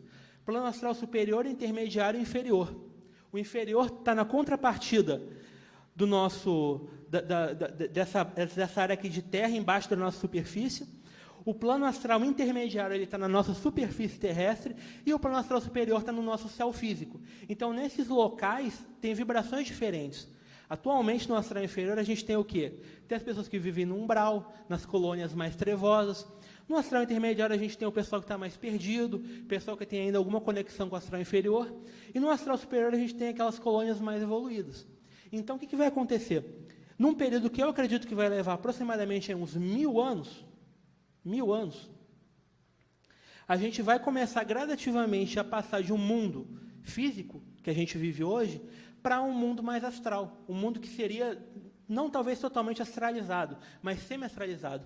A gente, em vez de encarnar, entre aspas, no plano físico, a gente vai encarnar no plano astral. Na realidade, um plano mais próximo do astral da nossa superfície, para que a gente possa vivenciar outras experiências. Quem já fez projeção ou teve algum sonho lúcido, sabe que a gente vive uma realidade diferente no plano astral. A gente pode volitar com facilidade, a gente pode se teletransportar com facilidade, a gente pode fazer coisas que no plano físico é praticamente impossível fazer, pelas limitações físicas que a gente possui. A gente precisaria de uma carga de ectoplasma muito grande para, por exemplo, desmaterializar uma caneca e fazer ela aparecer em outro local. Mas no astral isso é muito fácil, porque as moléculas que são de semimatéria, moléculas semimateriais, elas obedecem muito mais facilmente à vibração da nossa mente. Então, é como se aquela experiência da dupla fenda, ela fosse potencializada muito mais no plano astral. A gente pode construir coisas muito mais sutil. A gente pode construir prédios, pode construir cidades, pode construir muitas coisas, porque é muito mais fácil trabalhar com essa energia. Então, eu acredito que a grande mudança, depois que a gente entrar na era de regeneração, por volta de 2072, entre esse período aqui de 2036 até 72, um período de acomodação para que a gente comece realmente a estar numa nova era. Mas eu acredito que a partir daí, mais uns 1000 anos, para que a gente possa viver num mundo mais astralizado, que a gente não viva mais no plano material, mas sim no plano astral. Quando você comentou aí do ratinho, eu me reportei a um ensinamento que eu tive no Preto Velho. E ele dizia, eu perguntei para ele, mas como é que vocês conseguem perceber coisas à frente? Né? Às vezes a entidade chega e fala. Eu sempre gostei muito de conversar sobre essas coisas. Ele falou exatamente mais ou menos assim. Imagina um rio, você está dentro desse barco, desse rio, e eu estou em cima. Sim, a visão é muito maior. Esse rio, eu sei o que está lá na frente, eu sei o passado, porque eu vejo que você já passou, porque eu estou vendo o rio todo, ele é um percurso imenso, e eu sei onde você vai dar, e eu sei o que vai aparecer, tem uns percursos no caminho que é uma árvore que pode vir a cair, é um desvio que pode acontecer. Exatamente. É exatamente isso, né? Quer dizer, você está lá em cima, no outro plano, e você consegue divisar, perceber. Isso aí é a teoria da relatividade ágil. Muito maneiro. Sim. Mas não tira o nosso arbítrio de, por exemplo, durante essa viagem, você parar e jogar de lado. Sim. Com certeza. A grande questão dos profetas acertarem com tanta precisão as profecias é o que eu mostrei ali. eles estão vendo o que a gente já realizou. A gente está realizando aqui porque a gente está inserido nessa linha de tempo. A gente vai levar 1000 anos vivendo como a gente está vivendo agora para chegar em 3013. A gente está indo lá devagarinho, morre, encarna. Esse é o nosso caminho. Mas as escolhas que a gente já fez até lá já foram percebidas por eles. Então, eles estão numa linha de tempo que permite ver a nossa linha de uma forma mais ampla. Coisas que a gente que nós estamos decidindo ainda, mas que eles já viram a gente decidir. É como ele falou, a teoria da relatividade. A gente muda toda hora, mas a questão é isso. Eles estão vendo tudo que a gente escolhe, inclusive que a gente muda. Agora, as pessoas pensam, bom, mas e se a humanidade mudasse de pensamento e quisesse fazer um mundo melhor? O problema é que a gente tem 2/3 de desencarnados e metade de encarnados que não querem mudar de jeito nenhum. Esse é o problema. São pessoas que estão tendo a última encarnação e, na grande maioria, elas não querem mudar. Então, a profecia é sobre isso. Eles estão vendo a pessoa lá, o aluno. O aluno tirou nota 1 no primeiro bimestre, nota 2 no segundo, tirou 1 no terceiro, tirou nota 5 no quarto e precisa de um 10 para passar de ano. Ele está vendo que o aluno está lá, não está estudando, né? A turma está bagunçada, ninguém está fazendo nada. Você vai dizer que um aluno desse vai passar de ano? Difícil. Essa questão que ela colocou aí, de mudar, o Einstein deu esse exemplo, só que ele olhava, ele dava o exemplo de uma pessoa que está sobre uma montanha Sim. e uma pessoa que está subindo aquela montanha. Exatamente. E ele dava o exemplo, inclusive, isso Einstein, né? Sim. Que tinha um certo número de assaltantes que iriam assaltar esse cara. Sim. Ele estava falando, o cara está subindo, ele não está vendo, mas ele lá de cima da montanha, vê, esse cara está subindo, vai ser assaltado lá em cima. Sim. Ele dava esse exemplo. É a questão do tempo, ou seja, é atemporal, ele não tem o tempo. Sim. Agora, a questão da mudança é outra coisa. Né? O cara vai, de repente, tacar do abismo, vai parar para comer um lanche, é outra coisa. Mas se ele continuar subindo, ele vai ser assaltado. Sim. Essa questão da profecia é como se a pessoa percorresse toda a montanha, né? Ela levasse, não sei, 1 hora para percorrer a montanha toda, e o Espírito está lá em cima viu aquilo ali num instante, não acho muito segundo. A pessoa está lá e tal, e aí ele viu esse futuro que a pessoa escolheu. E ele passa para o médium, para o profeta, para explicar como que a pessoa decidiu aquilo. Então, na verdade, a grande questão de tantos profetas acertarem tantas profecias, com um grau de precisão muito grande, como o próprio João, Jesus, o Parravicini, Nostradamus, entre outros, e o maior deles, que eu diria está no panteão desses aí, que é o São Malaquias. O São Malaquias ele é um absurdo das profecias. Eu acho que é um dos maiores médiuns profetas, porque ele acertou simplesmente 111 papas, a lista. 111. Vai ser esse vai ser isso, esse vai ser aquilo. Ele chamou o Papa João Paulo II de labore solis. Ele chamou ele de trabalhador do sol. O João Paulo II nasceu no eclipse solar e morreu no eclipse solar e viajou o mundo todo. Ele chamou o que veio antes dele, o João Paulo I, que ficou 37 dias ou 34 dias, de La Metia Luna, da meia-lua. Ele entrou no papado, estava na metade da lua, saiu do papado, estava na metade da lua. Então, ele acertou 111. Um cara desse a gente tem que, pelo menos, respeitar. Né? Alguma coisa ele sabe. E ele previu que o último Papa é o atual, é o Francisco. Francisco, ele chama o último Papa de Pedro Romano. Ele fala que o Pedro Romano ele vai vir depois do Glória da Oliveira. O Glória da Oliveira é o Bento XVI, porque ele é da ordem dos olivetanos, que tem como símbolo uma oliveira. E ele fala que o Francisco vai ser o Pedro Romano, que vai viver desolações em Roma e que vai ver Roma ser destruída. Isso é o que ele fala do Francisco.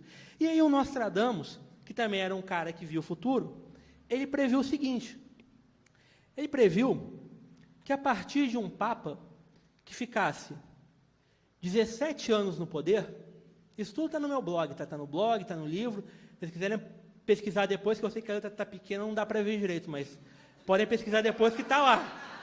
Tá, botar um 17 aqui, ó.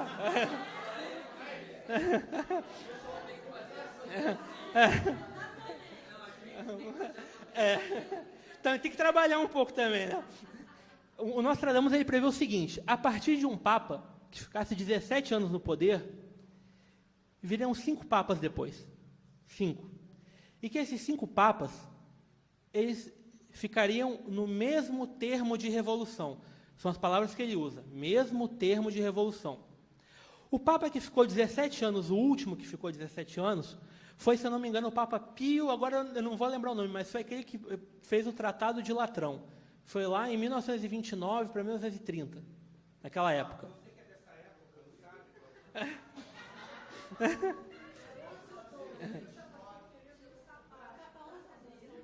sabe?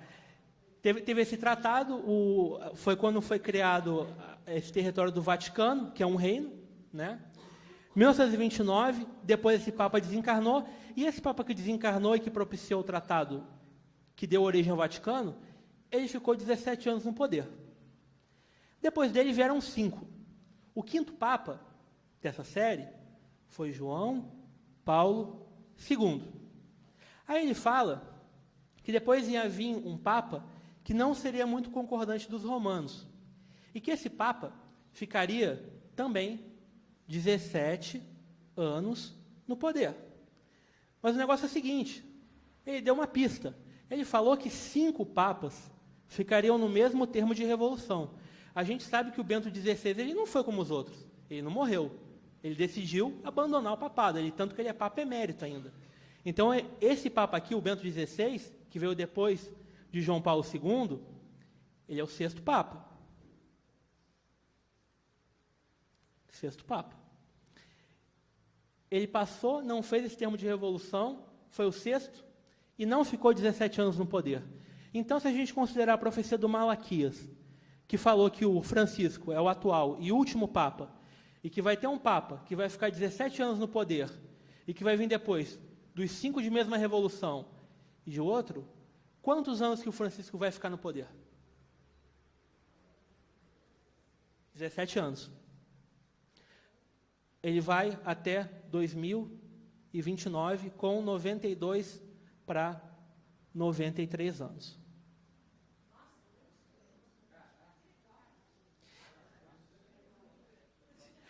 É tempo.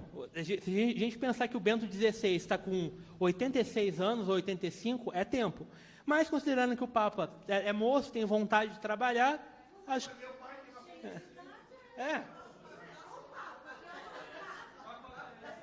Então, não é tão impossível, né?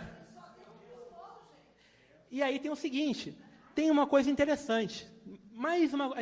Eu procurei ligar essas profecias todas, né? O João 23, que foi também um papa que fez a profecia do Mihael e do João Paulo, que acertou, e que previu os 20 séculos de Jesus para essa grande mudança, ele falou o seguinte, ele falou que ia ser eleito um papa que 16 iam tentar conter ele. A gente sabe que na eleição do Francisco, ele recebeu mais de 90 votos. Isso foi até dito por um cardeal brasileiro. Eram 115 papas. Se 16 conteram ele, será que ele pode ter uns 99 votos? Pode. Ele ganhou com ampla maioria, já tinha quase empatado com o Bento XVI na outra eleição. Ele fala que esse papa, antes de morrer, ele vai deixar um sucessor que não vai ser papa. E ele fala que esse papa, o Francisco, que é o atual e último, ele vai iniciar um grande processo de mudanças na igreja, que eu falei no livro, o livro que eu lancei dia 29 de julho de 2013. Bom, nada é por acaso, né? Então,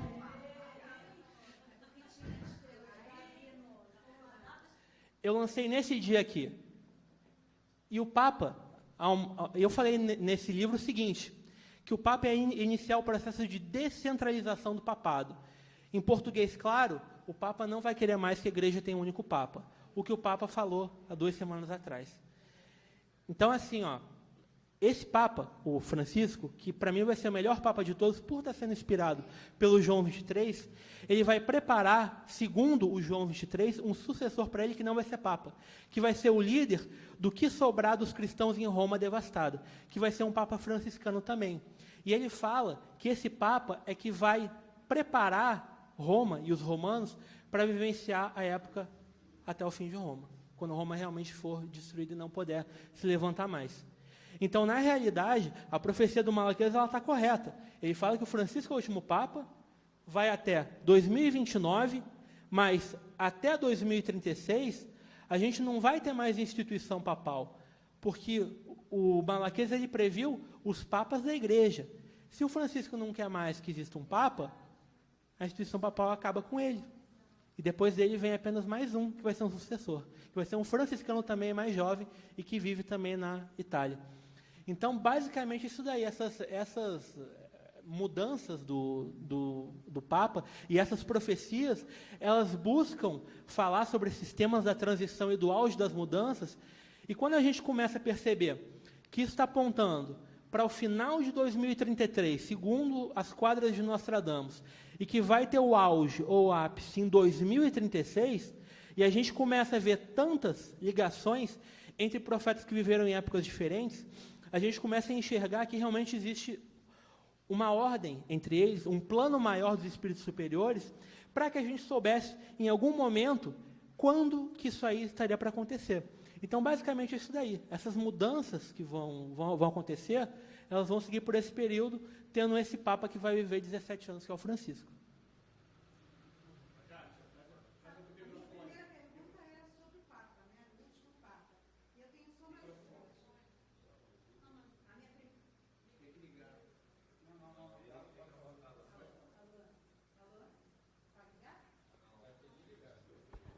Alô, tá. A minha primeira pergunta era sobre o último Papa, e agora as minhas duas últimas seria sobre a profecia do falso profeta antes do juízo final e a verdadeira religião do terceiro milênio. Sim. Não tem como ele abrir mão. Foi o... Vamos.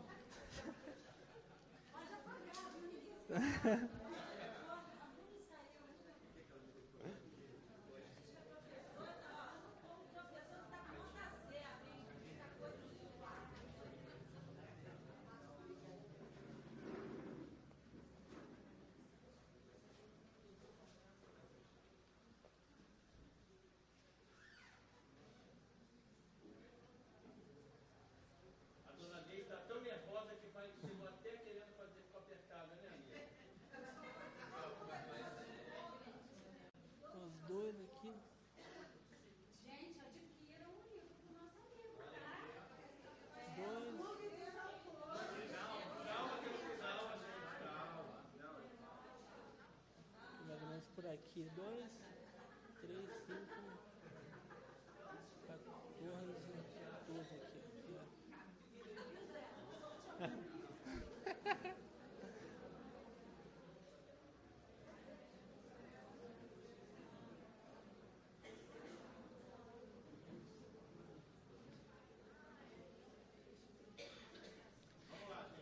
Então, essa profecia que a Kátia falou é uma profecia do Parravicini, que é aquele argentino que eu falei que, enfim, profetizou o atentado às Torres Gêmeas, a vinda dos dois papas, né, a vinda do Papa argentino, e que morreu em 1976, se não me engano, ou 75, por aí. E ele tem uma profecia que é conhecida como o relógio da grande tribulação. Tá? Nesse relógio, ele está demarcando 2 horas e 2 minutos. E nesse relógio, ele marca do lado esquerdo 2 algarismos romanos, 1 e 2, e do lado direito, os algarismos 10, 11, botei um a mais aqui, e 12. Tá? Como ele já era conhecido há algum tempo, na Argentina principalmente, muita gente associou esse relógio profético aqui à profecia de 2012, porque estava aqui 10, 11 e 12. Só que, na verdade, o Parravicini, ele demarcou terceiro milênio, 1 mais 2, e demarcou o ano aqui. 10 mais 11 mais 12, 33. As 2 horas dele estão marcadas para 2033. Só que tem os minutos aqui. Se a gente fizer uma contagem aritmética proporcional a esse período de horas, vai chegar aproximadamente a abril, de 2036. Isso eu mostro lá no blog também. Profecia do relógio profético, que ele fala. E ele mostra outras profecias que estão voltadas para essa época também. Ele cita, por exemplo, o último Papa, o Francisco, como Papa, ou na verdade não é nem Papa, ele simplesmente cita como o número 66. E ele tem em torno de 15 profecias sobre uma entidade, ou uma pessoa, chamada 66. O Papa Francisco é o Papa 266 da Igreja. E como ele é argentino, o Parravicini e o Papa é argentino, a gente associa essas profecias aqui ao Papa argentino. E essas profecias aqui, elas levam a um outro personagem que ele cita, que ele chama de Sion. Em outro desenho, ele chama esse personagem de Silon. Silon significa em espanhol trono, ou poltrona, algo parecido. Até o acento aqui no final. E o Sion, muitos associam, pelo nome, ao movimento sionista. Mas na profecia, o Parravicini ele fala o seguinte: na desolação, o judeu vai reinar. Então ele associa esse personagem, que ele nomeia como Sion, a um personagem que vai reinar no mundo. E esse personagem aqui, ele desenha ele como uma serpente, na forma de uma serpente. Então eu fui estudar algumas coincidências de um personagem, na verdade um político, que vive hoje em Israel, que ele também tem algumas indicações que o João 23 fala. O João 23 fala que um personagem decisivo na grande mudança do mundo, alguém que poderia ser chamado como falso profeta, que aparece no Apocalipse, ele fala que esse homem, ele viria da África, ele chama esse homem de um homem negro, não precisa talvez ter a pele escura, mas associa a cor da pele dele ao negro, e associa também a uma pele de leopardo, esse personagem. Tem um homem, um político em Israel, que ele nasceu próximo da Líbia, que tem na bandeira um leão, e que foi com 2 anos para Israel. Esse personagem, ele tem, no primeiro nome dele, as iniciais S e L, ou seja, Si e Sil, e no segundo nome dele, ele tem L-O-N, Lon e On.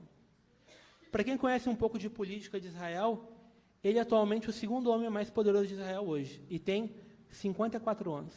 Ou seja, ele vai estar no auge dos eventos com 70 e poucos anos, e ainda muito ativo na política, porque ele está subindo de grau em grau, gradativamente. E ele atualmente já é o segundo homem mais poderoso de Israel.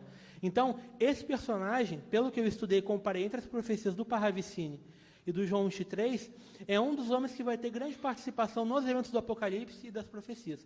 Que, se não for o falso profeta, ele vai ser alguém que vai ser muito ligado a ele. Esses eventos que vão mesclar a guerra entre o mundo árabe e o mundo judeu. Basicamente é isso. O falso profeta não é ninguém que venha pregar uma nova religião, né? Nenhum desses pastores, ninguém. Não. Pregar a paz. Ele vem com o falso discurso de pregar uma paz entre árabes e judeus. Exatamente. Exatamente.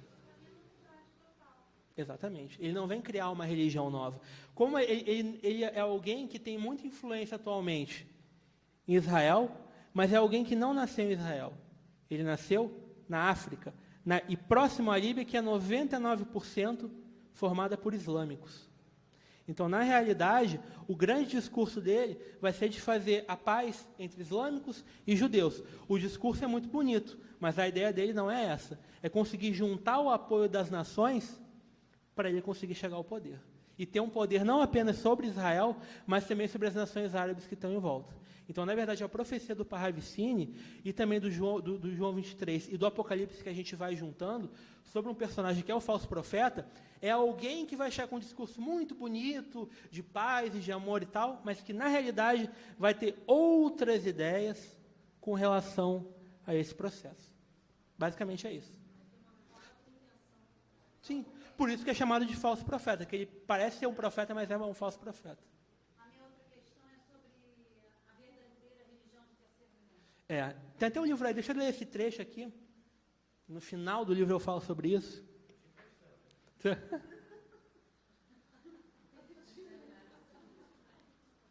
Uma coisa que não vai... Gente, depois que ele responder essa pergunta, são 9h10, a gente vai terminar, tá? Porque já está 2 horas já falando. Tá? Aqui é o seguinte, ó. Que diz o seguinte, ó, sobre qual é a verdadeira religião. No final do livro, isso aqui é dito. Eu não vou contar o contexto que isso aqui está dito para não estragar a surpresa de quem for ler o livro.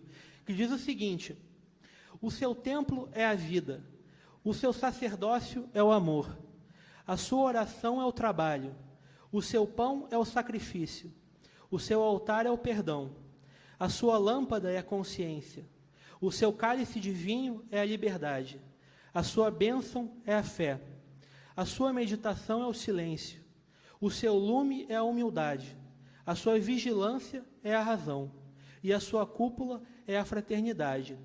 Vós sois o templo de Deus, e o seu Espírito habita em cada um de vós. Todos nós somos a prova real da glória infinita da eternidade. Essa é a igreja do meu Pai e a sua perfeição. Essa é a vossa religião. Essa é a religião do terceiro milênio. Ela não vai ter nomes, não vai ter líderes, ela vai ser simplesmente um movimento das pessoas que estão interessadas numa reforma interior pelo melhor. Tanto que no final do livro que eu comento a construção do último templo, que é uma profecia dos judeus, o último templo, como ele é descrito por João, com uma forma de base quadrada, que desce dos céus e com medidas perfeitas, ele é muito parecido com uma pirâmide. Ele não é parecido nem com uma mesquita, nem com uma igreja e nem com uma casa de oração dos judeus. Ela tem o formato de uma pirâmide. Por quê? Porque vai unir as 3 principais religiões abraâmicas do mundo, que é o judaísmo, o islamismo e o cristianismo. Então, basicamente, isso daí. Não existe uma religião para o terceiro milênio, que vai ser o cristianismo, ou vai ser o islamismo, ou vai ser uma junção de todas elas. Não. Cada religião vai ser considerada uma tradição que vai merecer ser respeitada. Mas que, na verdade, as pessoas elas vão entender que o principal é trabalhar coletivamente pela reforma interior e pelo bem coletivo. Isso que vai ser a forma de religá-las com a sua essência superior. Isso é religião, religar com algo superior. Não é se ligar a um fenômeno ou a um templo, e que isso também é positivo para você crescer espiritualmente. Mas, em linhas gerais, a religião é você se ligar com você mesmo, internamente. Então, a religião vai ser as pessoas entenderem isso, que religião é se religar com uma essência superior que permite a nossa ligação com Deus. Então, basicamente, isso daí.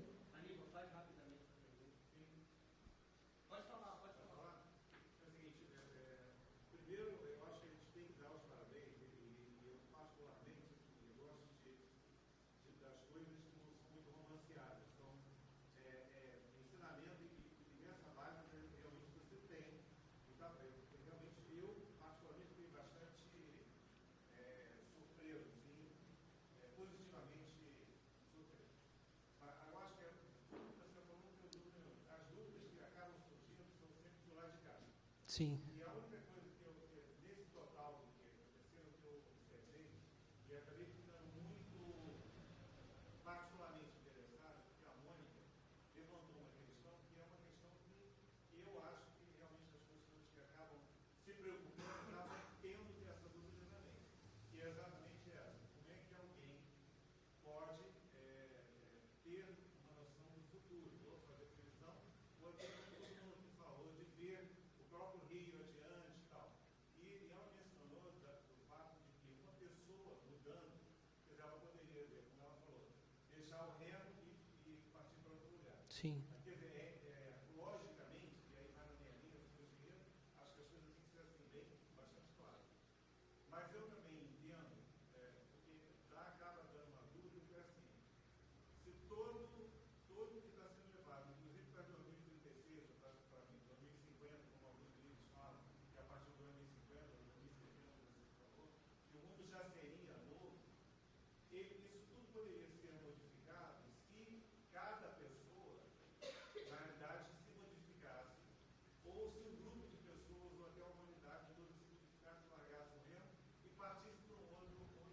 Com certeza. Nada disso aconteceria. Mas eu também admito, que é uma coisa que eu sempre me preocupo quando espiritualistas ou todos os livros falam de que é possível ver o futuro, ou quando está no astral você consegue ver o futuro. Isso para mim é bastante estranho, assim. Mas eu também entendo uma coisa que aí eu vou falar para a Mônica, que é o seguinte, é uma coisa que é difícil para nós, principalmente para mim entender isso, acaba aceitando. É que se você tiver, mesmo matematicamente, se você tiver todos os entornos do problema, você sabe exatamente onde ele vai dar. E o que eles têm, aí vem a resposta, também, que como cada partícula nossa é conhecida, como cada reação nossa é conhecida, como toda a experiência será de milhões de anos que os espíritos têm dessa capacidade de conhecer cada partícula nossa, como ela se formou e como nós somos até hoje, então com certeza eles podem saber como é que nós vamos ser no futuro e onde é que nós vamos largar o barco, onde é que nós vamos largar o remo. Por isso é que hoje tem uma coisa que é diferente daquilo que eu gostaria de entender, mas eu até admito que realmente pode ser nesse campo, porque nós não vamos mudar, nós vamos, quer dizer, o que vai mudar, ou que cada um de nós vai mudar porque já está programado de mudar. Sim. Ou seja, todo o cenário, todas as partículas que influem, o vento, se o cara poderia subir a montanha, o vento que vai dar, se vai empurrar ele mais para a direita ou mais para a esquerda, já está definido. Sim. É uma coisa que é meio complicada de eu entender, Sim. mas eu acabo entendendo. Sim. Tem um outro exemplo bem interessante que a gente pode dar pelo livro do Ramatiz, que ele fala isso no Sublime Peregrino, que ele fala o seguinte, ele fala num negócio chamado Manvantara, que é a respiração divina. Ele fala nesse livro, no Sublime Peregrino, que Deus leva aproximadamente um piscar de olhos para perceber o que a gente leva 4 bilhões de anos. Palavras do Ramatiz, tá? No livro Sublime Peregrino. O que isso significa? O que a gente leva trilhando 4 bilhões de anos, encarnando, morrendo, evoluindo e tal, ele leva um piscar de olhos para ele. Exatamente. Ele captou o que a gente está levando 4 bilhões lá vivendo e tal, vivendo devagarinho, ele captou tudo aquilo ali em um piscar de olhos. Os espíritos que passam essas profecias, que têm uma evolução, eles não chegam a tanto, mas eles conseguem vislumbrar as escolhas que a gente ainda está fazendo aqui, e que para a gente ainda é escolha, é o nosso livre-arbítrio, de ir para frente, para trás, para a esquerda, direita, acordar mais cedo, levantar mais. Isso a gente está escolhendo e para a gente é o nosso presente. Mas para eles já viram o que a gente está fazendo. Para a gente, na nossa linha do tempo, está delimitado nesse limite. Eles estão vendo de cima, então eles estão vendo uma coisa mais ampla, além do nosso limite. Por isso que eles conseguem enxergar as escolhas que a humanidade está fazendo agora, mas que para eles já foram feitas, porque eles viram o que a gente decidiu. Eles não influíram na nossa capacidade de escolher. Eles deram avisos. Olha, vai ter guerra, vai ter desastre, vocês podem mudar ou não. Mas eles já sabiam que algumas pessoas iriam mudar e outras não. Algumas se sentiriam inspiradas por esses alertas e outras não. Porque, no geral, tem uma gama muito grande de espíritos, 2/3 de 21 bilhões, e metade de 8 bilhões é muita gente. E se a gente imaginar que essa galera aqui não quer evoluir e precisa ir para um mundo de expiação para que o nosso mundo possa subir de patamar, a gente tem que imaginar que alguma coisa vai ter que acontecer para mudar isso. E a única forma é retirar esses espíritos do nosso planeta, para que possa mudar o sistema evolutivo que a gente vive hoje, que é um sistema baseado no mundo de expiação e provas, que é quem ganha mais, quem tem mais, quem vai se dar bem. Então, essas mudanças elas só vão acontecer quando esses espíritos forem retirados daqui. E foi visto pelos profetas, segundo as informações passadas por esses espíritos, de que era necessário que esse grupo aqui, de 2/3 de 21 bilhões e metade de 8 bilhões encarnados, tivesse que ser exilado. Então, a grande profecia, ou a grande questão profética, é de que algo precisa ser feito para que o nosso mundo possa subir de nível. Isso só vai acontecer se esses espíritos forem retirados.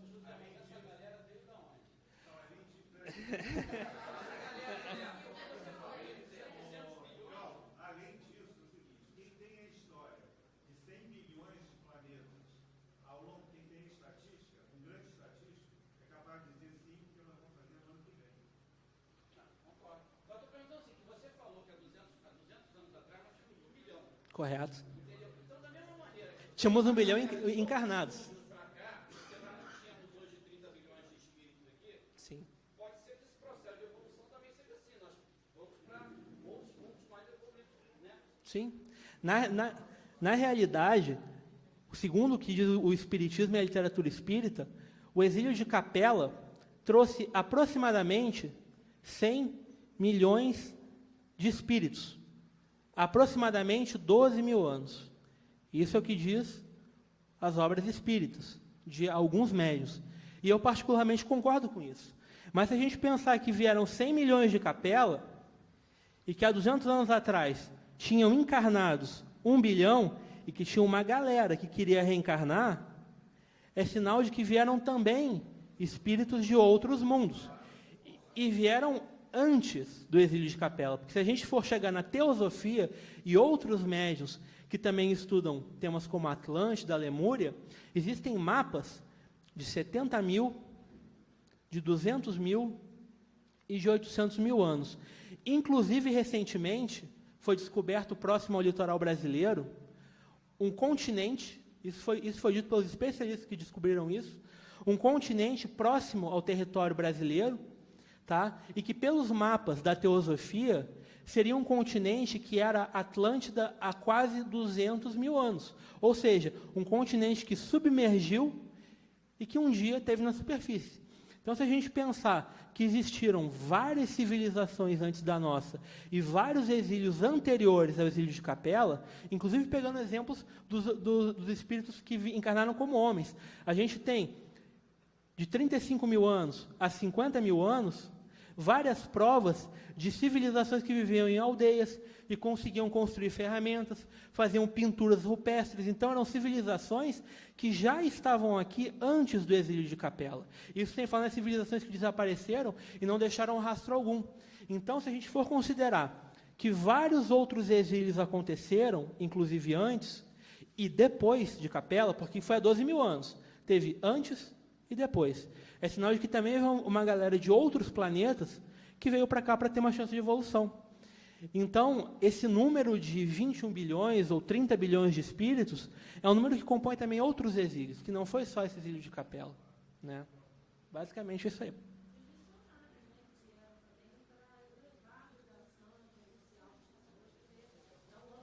Sim.